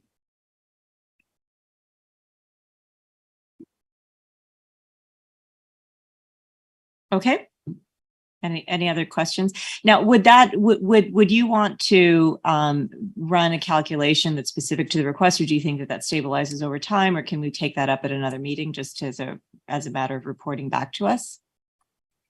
Yeah, we could do, we might even have something analysis if payroll grows a lower rate in the report. Yeah, Is that right? we do have some analyses of yes, different payroll growth rates, what impact that could have, what the sensitivity is of the on the contribution rate of that. We don't have, and we may not, we don't have any analysis of what the hiring retention likelihood challenges are going to be over time. But it's another assumption. That's the thing. We're assuming that these higher paid employees are not going to come to the county. I guess that's what I'm getting at. So throw that into the assumption. Well, if I may, Madam Yes. Chair, well, we already see that. And in not only the doctors, the lawyers, and the high-level administrators are being impacted with PEPRA, but if you look at the audience right here, some of these fine people who work for LACERA are also impacted. So it's going to come a day that we're not going to be able to hire the top level individuals that we need or that we have today, and the county as well. Everybody was aware at the time when PEPRA was being discussed in the legislature. We told the legislature many times we have concerns with what you're trying to do. Unfortunately, they didn't listen to us. So here we are. It's going to be something that we're going to have to deal with at some point in the very near future. And my concern is being too reliant on, investment return and employee contribution, the sponsor contribution, being too reliant on that. Yep. Mr. Green? Just a couple words. I appreciate the conversation and the comments from David and Mr. Green. I remember the bad old days when people weren't communicating with each other and it became a bit of this political football issue. So I think having this conversation now is just crucially important because it does put more pressure on us to make investments. It puts more pressure on the county to increase the contribution for employees, which is Mr. Santos's incredibly important issue. And I remember the days where we were looking at layoffs and furloughs in the county because we didn't have the CEO's office, labor unions, our board talking about it. I mean, this is an important conversation. I just appreciate we're doing a deep dive into it because there's severe ramifications for the next 15, 20 years unless we figure out what our roadmap ahead is. So thank you, Madam Chair. Yeah, and I wonder, I think this is probably out of the scope of this analysis, but I wonder if we can contemplate an analysis so that we can talk about it very specifically at another meeting. Please. And so, Mr. Granger, maybe if you can sort of understand what that would take to get that done and report back to us so that we can continue the conversation with a more specific analysis with respect to PEPRA's impact on the assumptions that we're making. Sure. And in our report, we have a section where we discuss payroll risk as well. And then we don't have it in the main body of our slides here, but in the appendix, the supplemental information in our slides, we have a slide that does show that under different payroll growth experience how that could impact the employer contribution rate. So if we didn't get that 3.25% payroll growth each year, how could that impact the contribution rate? It's in the supplemental information here. Okay. Okay. Next slide, please.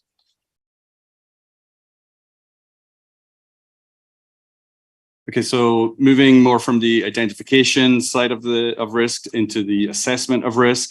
The main one we're going to focus on here in the body of the report is investment risk, because as Nick mentioned, we believe it is the most significant risk, and there is some additional information in the supplemental about other risks.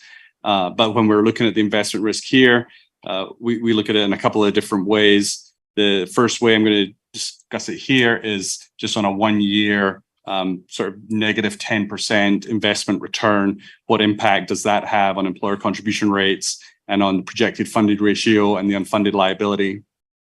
And we've then, just because we like more scenarios and colors, we're looking at it here as well as what if that 1 year negative 10% return happened like right now in the first year, and what happened if it happens 10 years from now? How does that project out differently?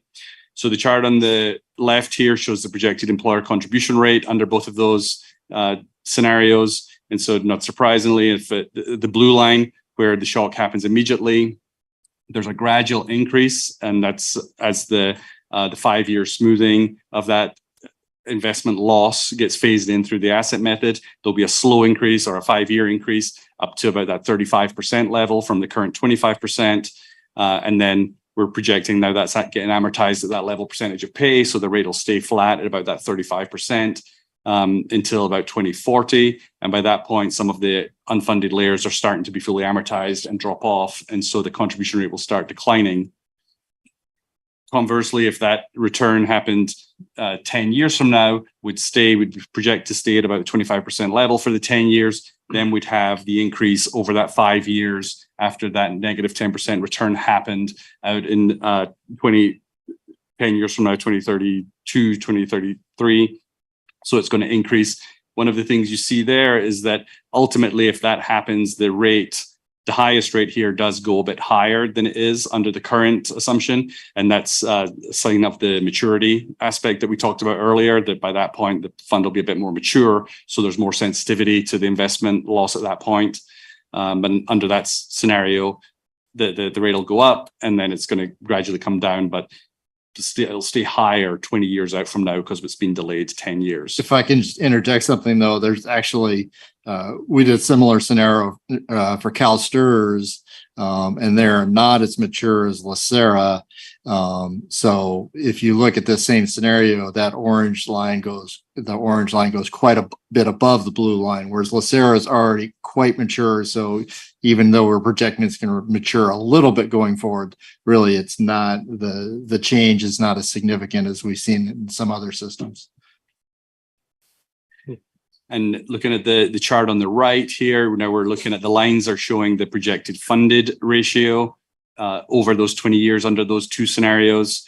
So not surprisingly, under the blue line, if we take the 10% negative return in the early years, the funded ratio drops right away, and then we'll start improving again over time. And if the negative 10 return happens 10 years from now, the funded ratio is going to climb for those 10 years, then it's going to take the drop. So that's what we see on those lines there.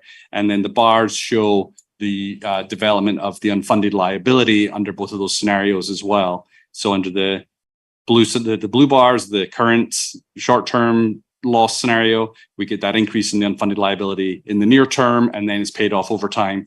And the 10-year delay is seeing the unfunded liability is being improved, paid off over those 10 years, then it takes the hit 10 years from now. Next slide, please.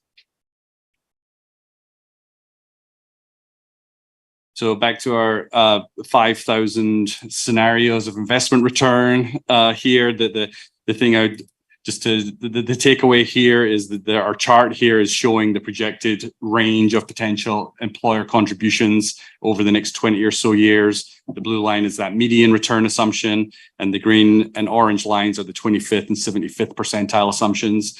And so really the takeaway here is that even if we go out 10 years from now, there's a 50% probability that your contribution rate will be somewhere between the green and the orange bars on this chart, which could be somewhere between 10% and about 35% or so 10 years from now, just depending on the pattern of investment returns that we get over those next few years based on those 5,000 scenarios. And the bit of a summary of what that means in the tables on the right-hand side. It means that under these scenarios, we are projecting that after 20 years, the probability that LACERA is at least 60% funded is 95%. So there's a small probability of being less than 60% funded under these scenarios, but generally higher. 77% of scenarios, LACERA will be at least 80% funded, and about that 53% of scenarios, at least 100% funded. And under these projections, we see that about 30% of the time, the employer contribution rate in any given year is projected to exceed 30% of pay. And in about 11% of scenarios, it's projected to increase by 3% or more percent of pay from year to year over that 20-year projection. And those aren't necessarily magic numbers, but just that's kind of given historically that 3% is a pretty high increase. So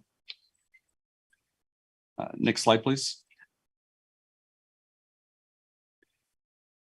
So as I mentioned, there's a lot of other, or as we've mentioned, there's a lot of other risks to LACERA as well. These are a list of some of these risks that we feel are important, but they have a smaller impact magnitude-wise to the extent that experience deviates from the assumption. We do have some extra information on these in the supplemental information, but just to summarize these, there is a risk from the salary and compensation of existing employees.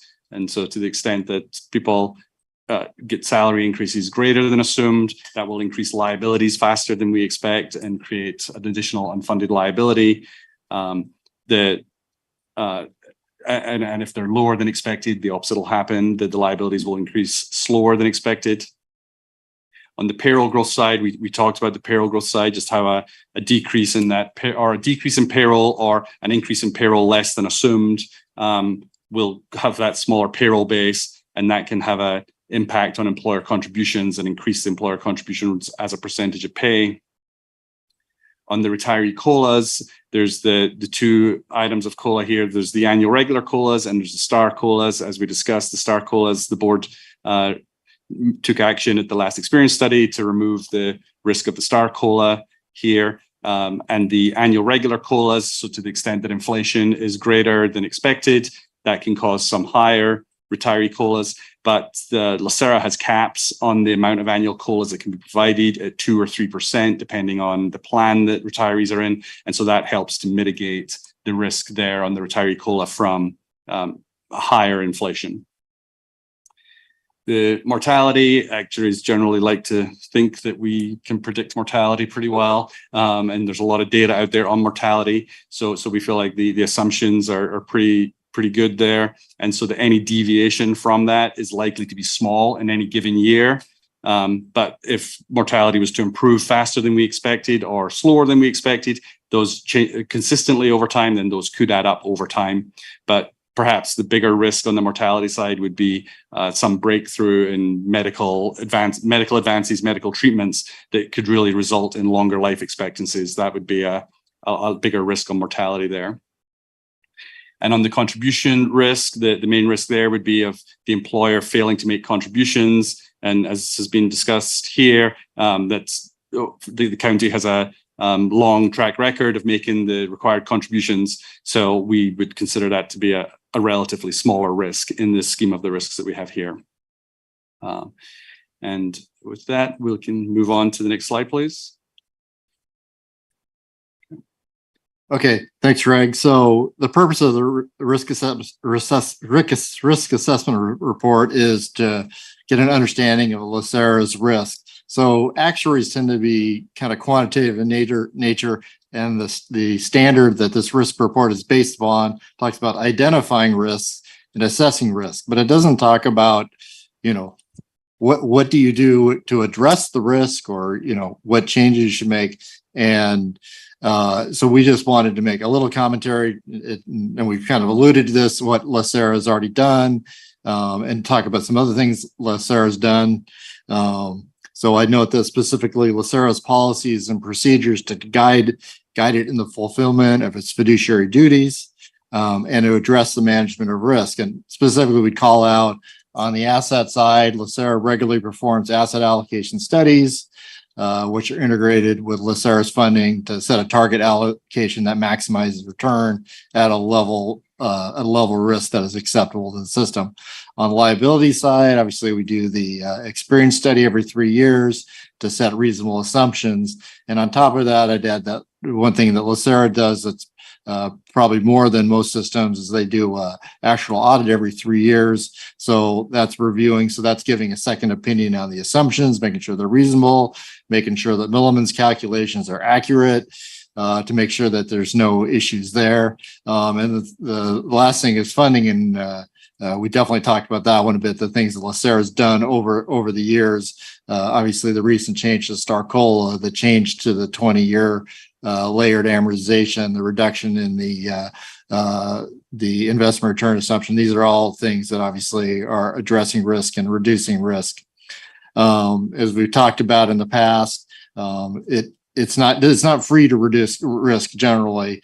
You could put everything in treasuries right now, and you'd have very little risk of year to year, asset return gains or losses. But it would be a huge cost because then you'd have a much lower expected return. And we talked about return needs to come from investments. And obviously that was kind of an extreme hypothetical, but there's generally going to be a cost in the trade-off. Even the STAR-COLA, we reduced the risk of future increases, but we did have a small increase in the employer contribution rate when that was changed.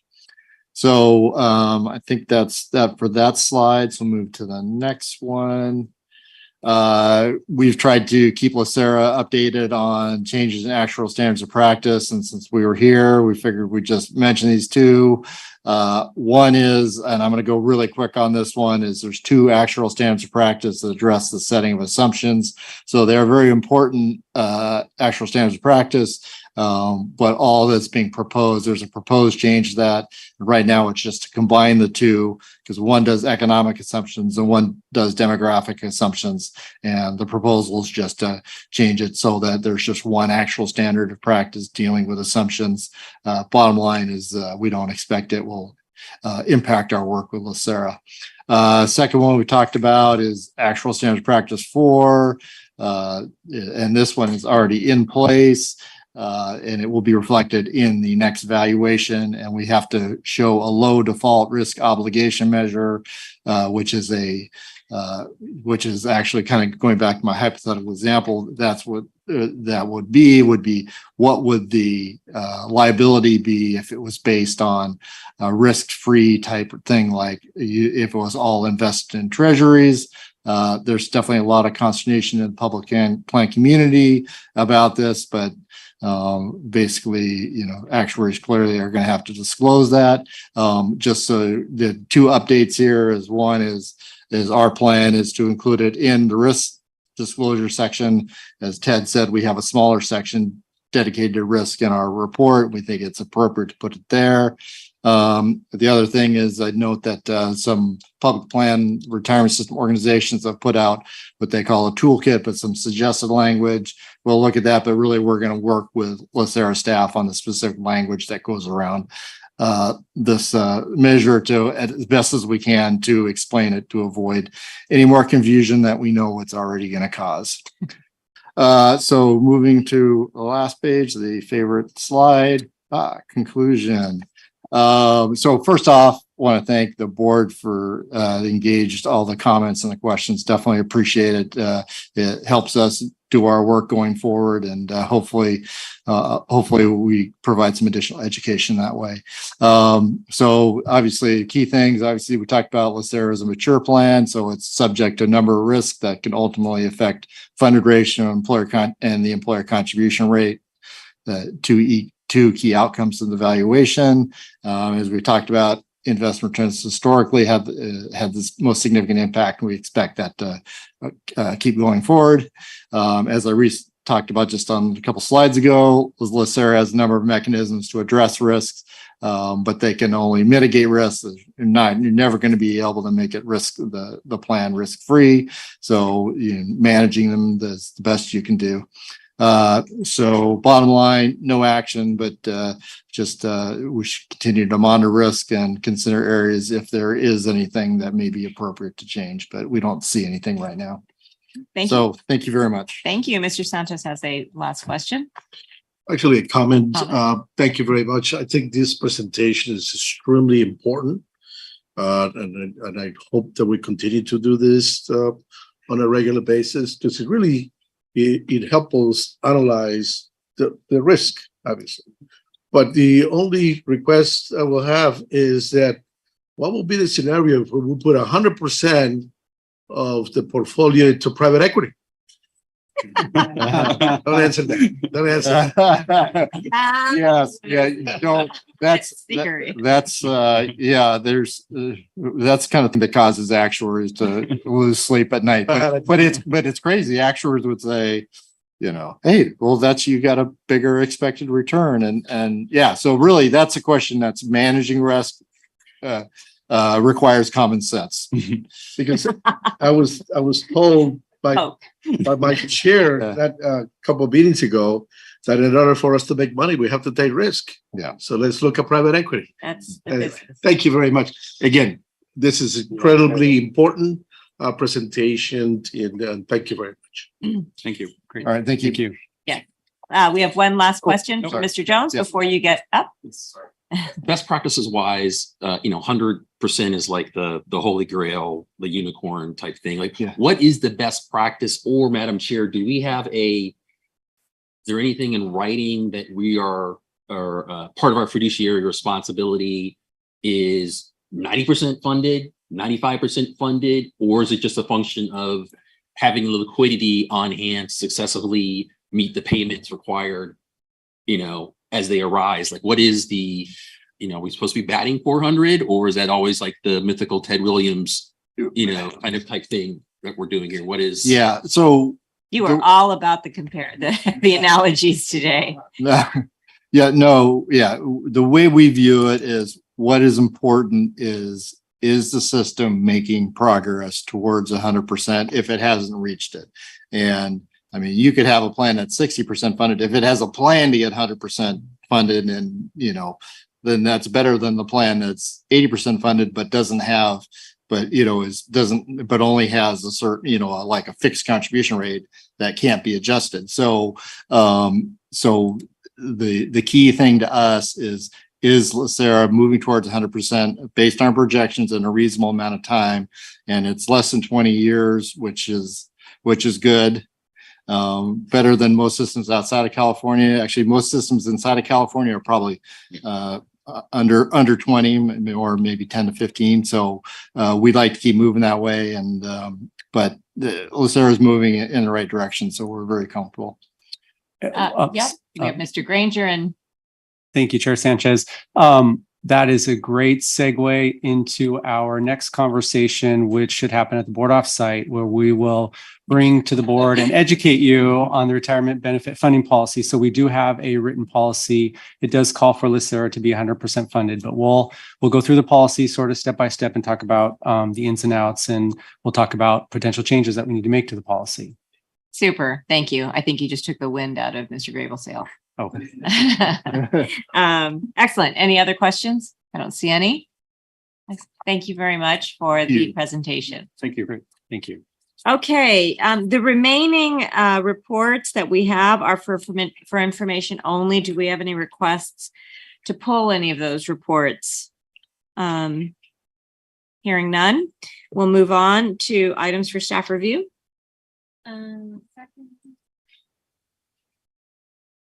I remember Mr. Kelly requested that staff conduct a survey in regards to Prime Gov.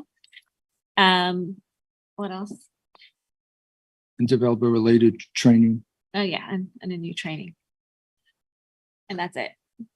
We also have the follow-up item for the payroll analysis. Pepper analysis.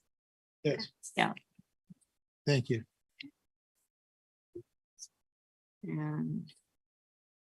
Okay.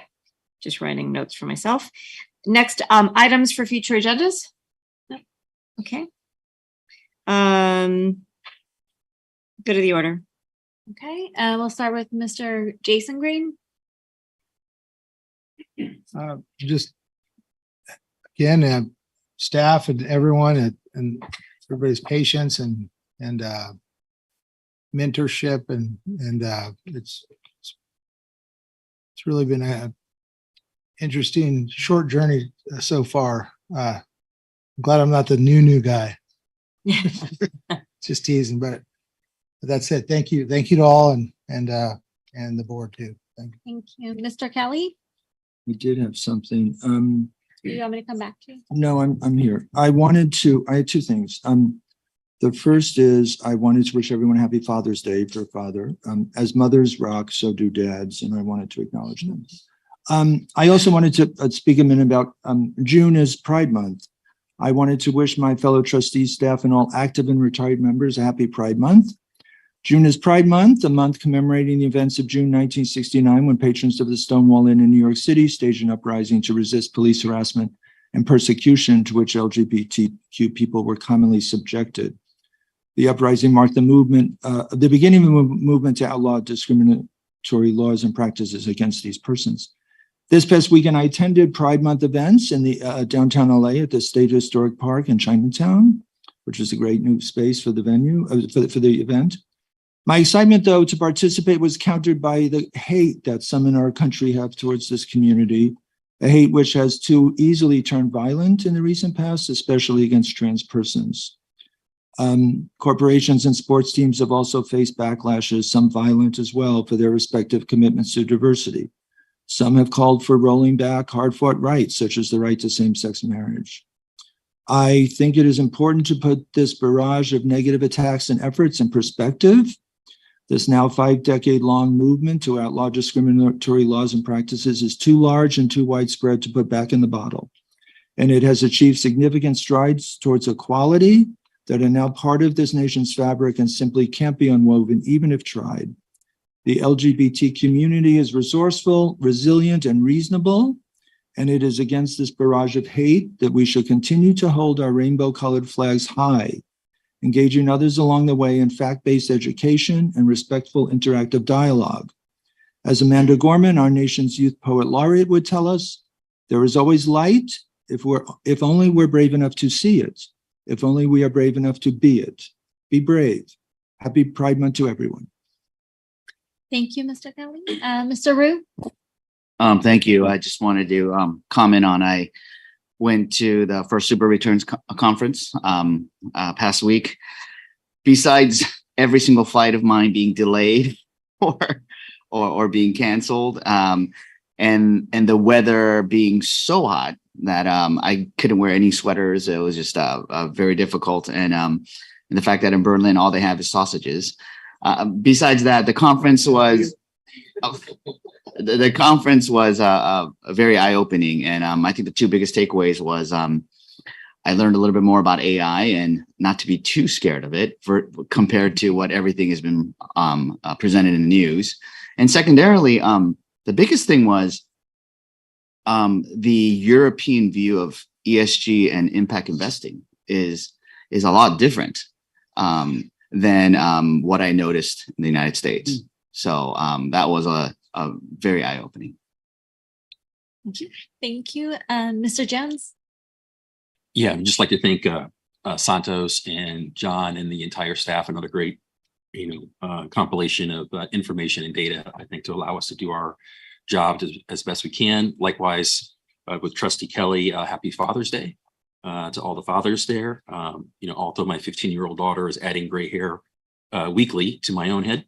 It's one of the best experiences of my life. And it was almost bring your daughter to work day, but I couldn't get her up at 6 a.m. To come with me. And then lastly, just again, I make this periodically because I think it is important to have it a part of the public record, is I do appreciate the civic congeniality of everyone here in the respective constituencies that we represent and the goal that we're all working towards. And that this is a really wonderful place to work. and engage with people and trying to make progress against our mission. So thank you. Thanks. Mrs. Jones? Yes, I just wanted to highlight what I read, which was Mr. Grable was named to the Council of Institutional Investors for U.S. Asset Owner Advisory Council. So congratulations. Sometimes when you're doing such a great job, those monumental things can be missed. And I just wanted to highlight that because obviously you have been recognized as someone to have a great contribution in this area. And, you know, LACERA is very fortunate to have you on the team. And I also just wanted to kind of echo, which I look forward to more information coming back about, you know, the impacts of payroll. I do see the shift, you know, I also work in an agency, so I see the shift, whereas our staff numbers, you know, it's just really hard to keep those numbers up. So we constantly have the vacancies. I see a shift in the recruitment because you are so right. Employees are looking at wages they don't care about necessarily, benefit packages or retirement is not always, you know, yeah, it's not the carrot anymore. And so we have to come up with other ideas. And so I know that we have limitations with the, you know, discussions that are going on with the county and the litigation. You know, I just think sometimes we've got to think outside of the box of things that can be done. And I don't know if there are options of coming up with separate benefits or other things like that, but I do encourage us to kind of continue to think outside of the box, because I do believe that this is a real issue that will occur, you know, as time goes on. There's just a shift going on, and government agencies are going to have to do more to attract people into the agency. So LACERA is going to have to do more to attract employees into the agency, and hopefully the county will also be as creative, because the numbers are important as we look forward 20, 30 years from now, because we'll be the ones receiving the retirements, hopefully. And so we've got an investment in this looking 20, 30 years out. It's important, and we should definitely continue to do the work that's being done, the analysis that's being done.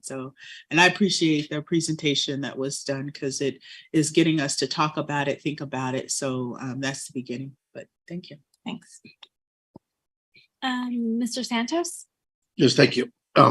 I want to start with thanking the CEO. Finally, we got the recruitment going here. So I know I've been very outspoken on that, but I'm beginning to see the light of day with regard to the recruitment. So I look forward, Mr. Grable, to the introduction of the new hires and any promotions that you may have in the works. Happy Father's Day to all the fathers here. Yes, moms are very important, but dads do play a role, especially when they have teenagers. So happy Father's Day, happy Pride Month to Mr. Kelly and anybody else, myself. I think it's important. The hate that's going on around the country is just concerning. It's just incredible. Even in California, down in Temecula, the school district, they're battling over this. It's just incredible.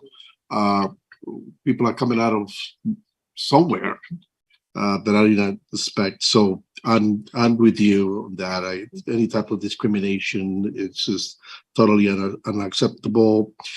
On a sour note, we have another city council member being charged with a criminal offense for lighting his pockets, allegedly. It is something that, to me, is really important. because following the rules and avoiding the temptation to self-deal, it is very dangerous. Plus, it's a criminal violation. And since I've been here, there has never been an allegation to one of the trustees and or staff with regards to self-interest. And it's just really concerning that the city council is not the last one, and I'm sure. So it's just sad that we are in that situation. Appreciate Mr. Phillip contribution here. Appreciate you asking questions. That's your role. Appreciate it, because you know that you are second eyes on what we're doing here. So it's really important that you help us accomplish a fiduciary duty. I wanted also take the time to thank the appointees. You work here for free. You dedicate so much time to what we're doing, and as a county employee, and on behalf of all the people that I represent, I thank you. Thank you very much for your contributions. Keep it up. It's important. It's very difficult to find good citizens to come in and give us the time and the diligence that you have demonstrated. Again, I thank you from the bottom of my heart. With regards to the separate benefits and thinking outside the box, it's interesting because LA County is doing that. They coming out with different signing bonuses and recruitment bonuses. But the problem is that all that comes to the Board of Retirement.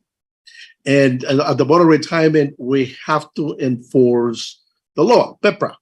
And so a lot of those special pay practices are outside PEPRA. So it doesn't help us.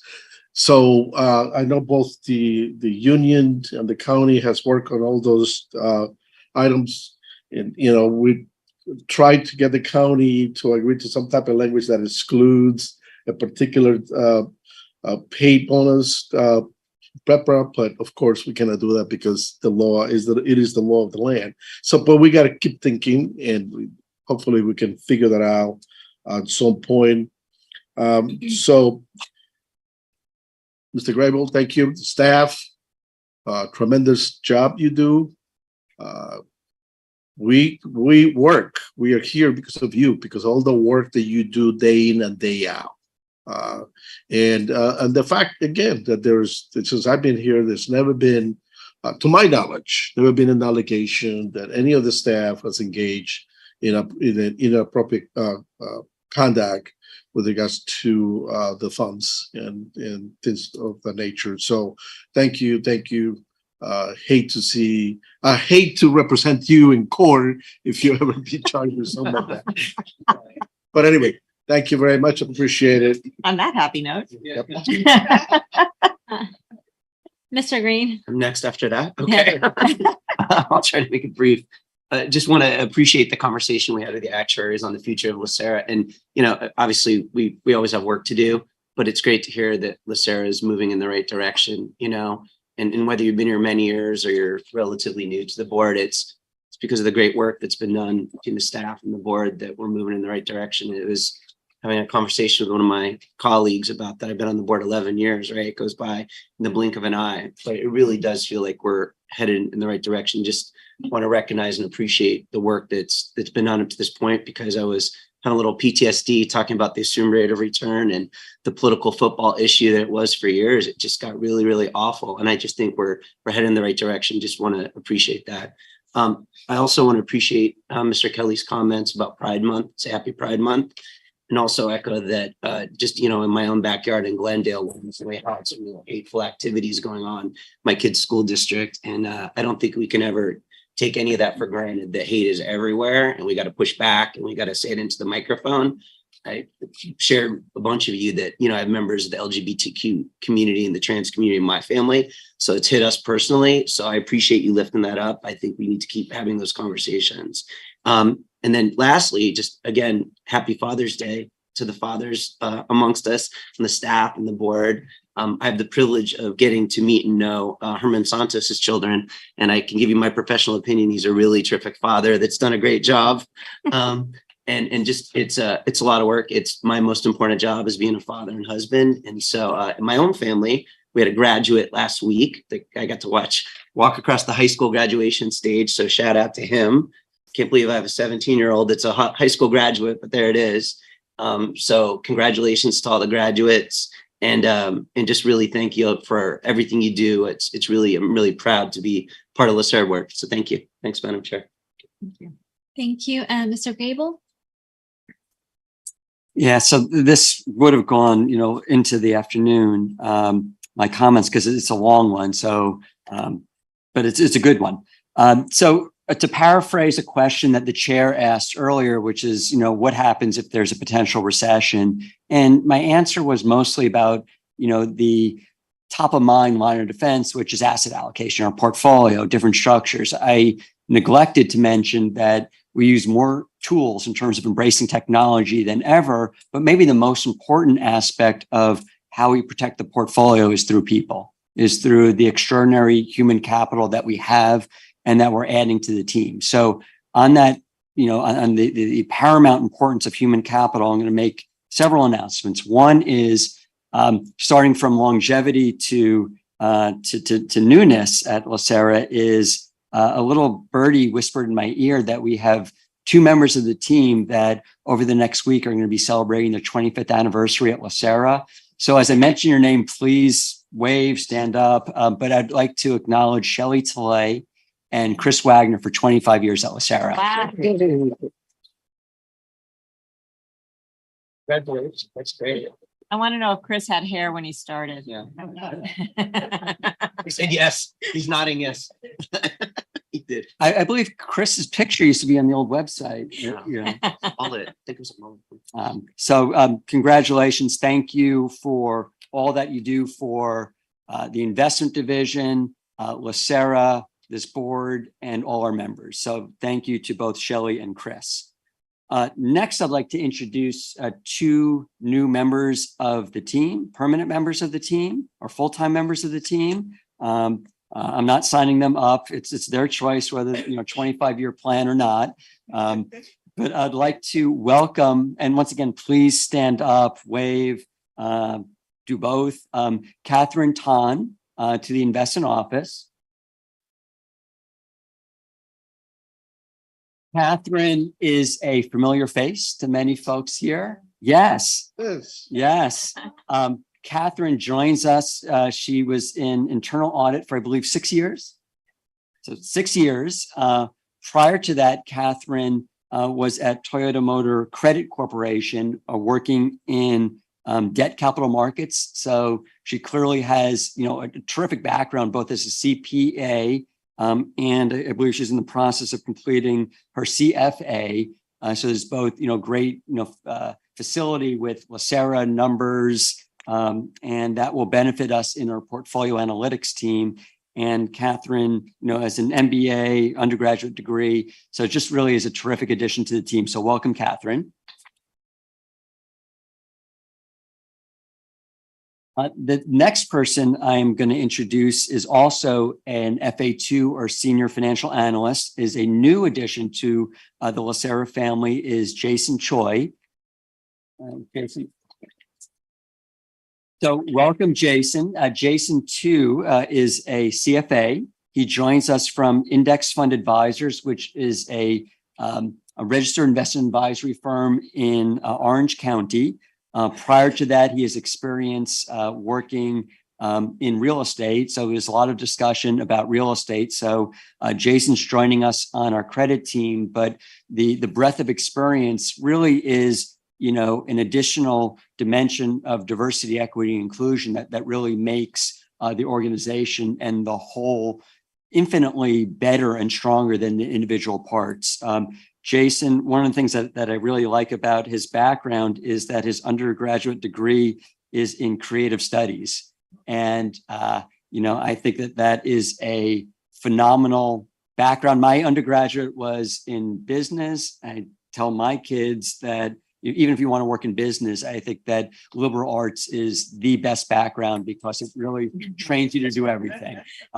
So I think that I'm really excited that Jason is part of our team once again in the credit area of our portfolio. So welcome, Jason.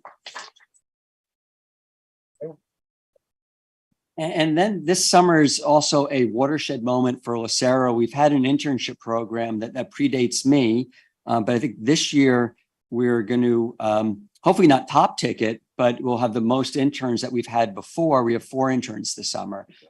2 started last week. And before introducing them, I want to give a shout out to Noah Damsky, Cindy Rivera for really running the program for us and really taking the lead on reaching out to different organizations, different universities in order to make sure that our pipeline is full of prospective interns. So today I'll introduce 2 interns. So first, thank you, Cindy. Thank you, Noah. Jeff Jha also helped before he left for greener pastures. We have 2 interns with us today. Both are sponsored by SEO Priya. SEO is a fantastic organization. We've had interns through SEO in the past. Next month, we'll have 2 other interns through Girls Who Invest, and I'll introduce them. The first intern is Alexander Mungia. Alexander, if you could stand, please, or acknowledge or wave. Alexander joins us from USC.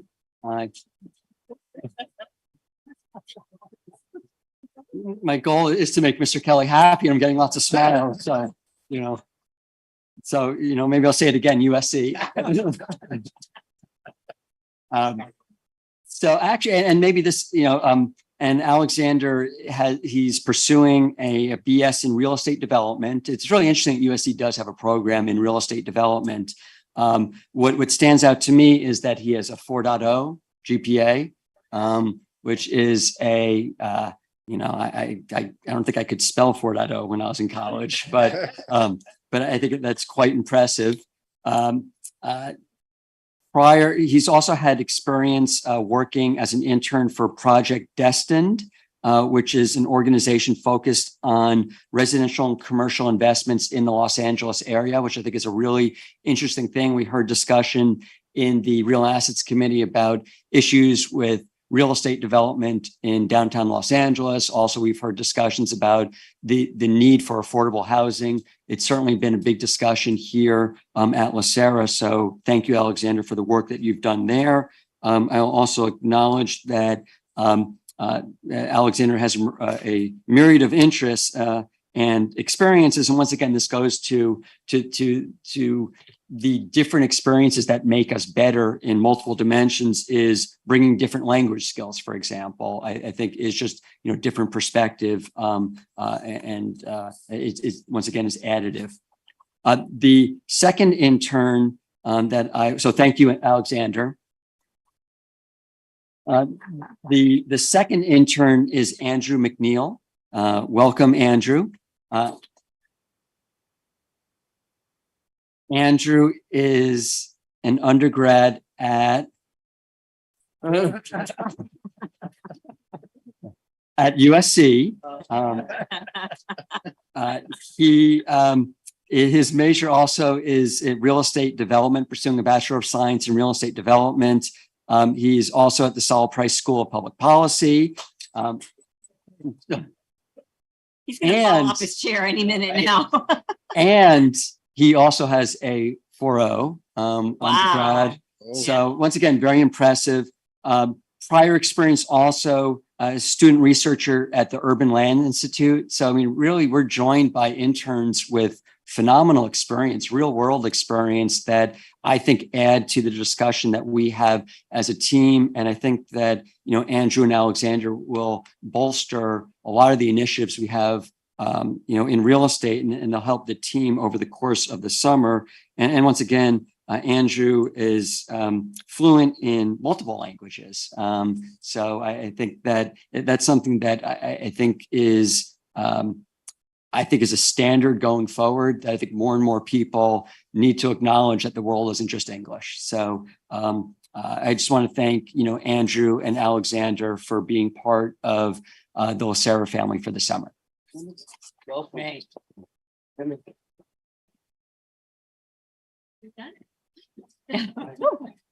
Madam Chair, quickly, Mr. Grable, I think we need to expand our internship search. We have a very good school on the website. Just for now.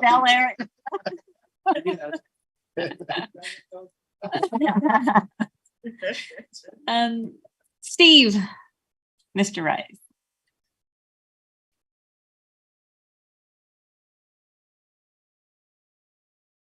Continuing with introductions, the legal office has 2 law student interns this summer, which may, just as a preview, solve the diversity issue that was just raised.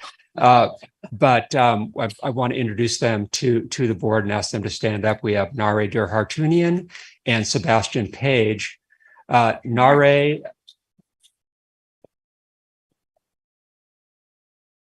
is a soon to be a second-year law student at the Washington University School of Law in St. Louis, an excellent law school. She did her undergraduate work at UC Davis. Sebastian is doing his law work at the University of Illinois School of Law, and he did his undergraduate work at UCLA.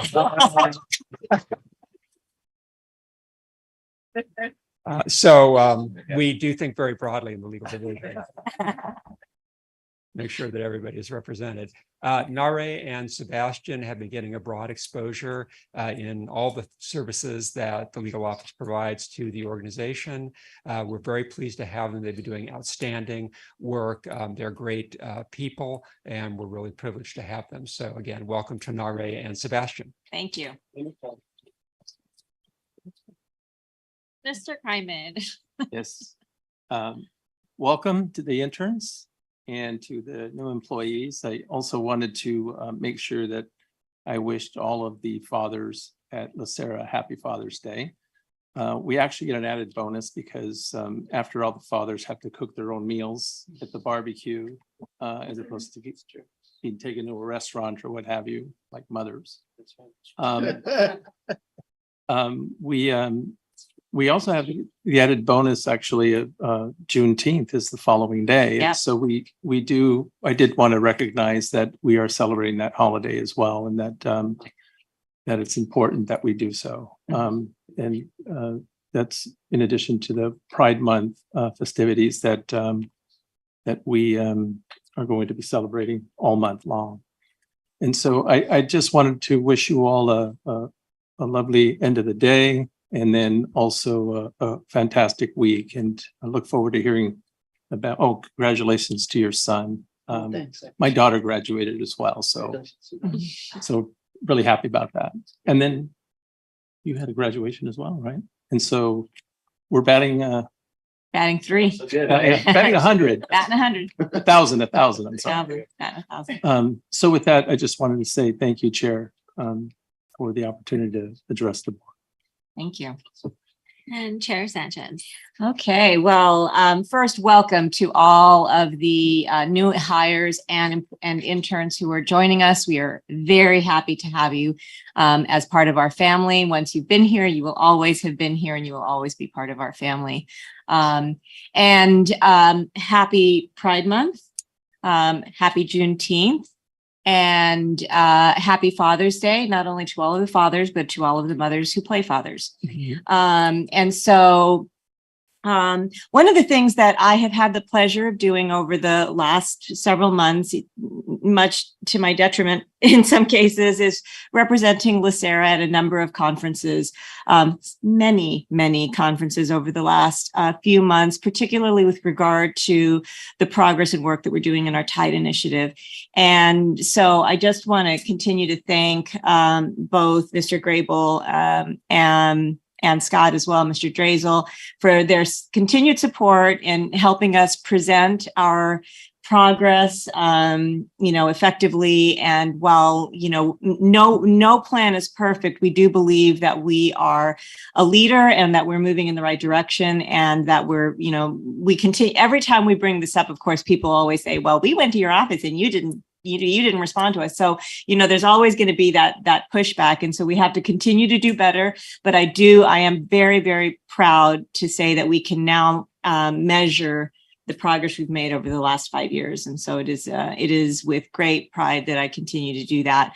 And I will also say that with regard to the conversation that we had on the actuarial conversation, just throughout the meeting, one of the measures of really well-functioning organizations and well-functioning groups is a sort of more or less equal level of participation among the various board members. And today was a wonderful example of that. And so I just took a moment to kind of let that land. And I think that's always probably the case, but it also really struck me, particularly during that actuarial conversation, the degree to which the various perspectives that we bring from another agency, from county workers, from private sector, that we bring very, very different perspectives and shine light on different aspects of the problem. So I think that just sort of underscores why we care about diversity. And so I just this is sort of diversity in action, but it just makes me that much prouder to continue to represent our efforts in that regard. So thank you. And so with that, I'm going to recognize Mr. Kelly for a recusal comment. Thank you, Madam Chair. This is to inform the board that I wish to recuse myself from the executive session discussion item 2 OPEB. The reason for this is that my twin sister is employed by one of the firms that responded to the solicitation. While I did glance at the supporting materials during my review of agenda items, I will respect the closed session privilege. I have no financial interest in the firm, and I and my twin sister, who is an adult family member, are financially independent of each other. Nevertheless, to avoid appearance of impropriety, I will recuse myself from the discussion and leave the room while the discussion occurs. I'm required to make this statement in open session, and the minutes for the meeting will reflect the fact that I made the statement in open session and left the room in the executive session. Thank you. Thank you for that. And with that, let's take a 10-minute break while we get the room ready for the executive session. So we're not adjourning yet. Thank you. And lunch is in the room, in the break room, if you want to grab your lunch and bring it in. Thank you. Recording stopped. You can do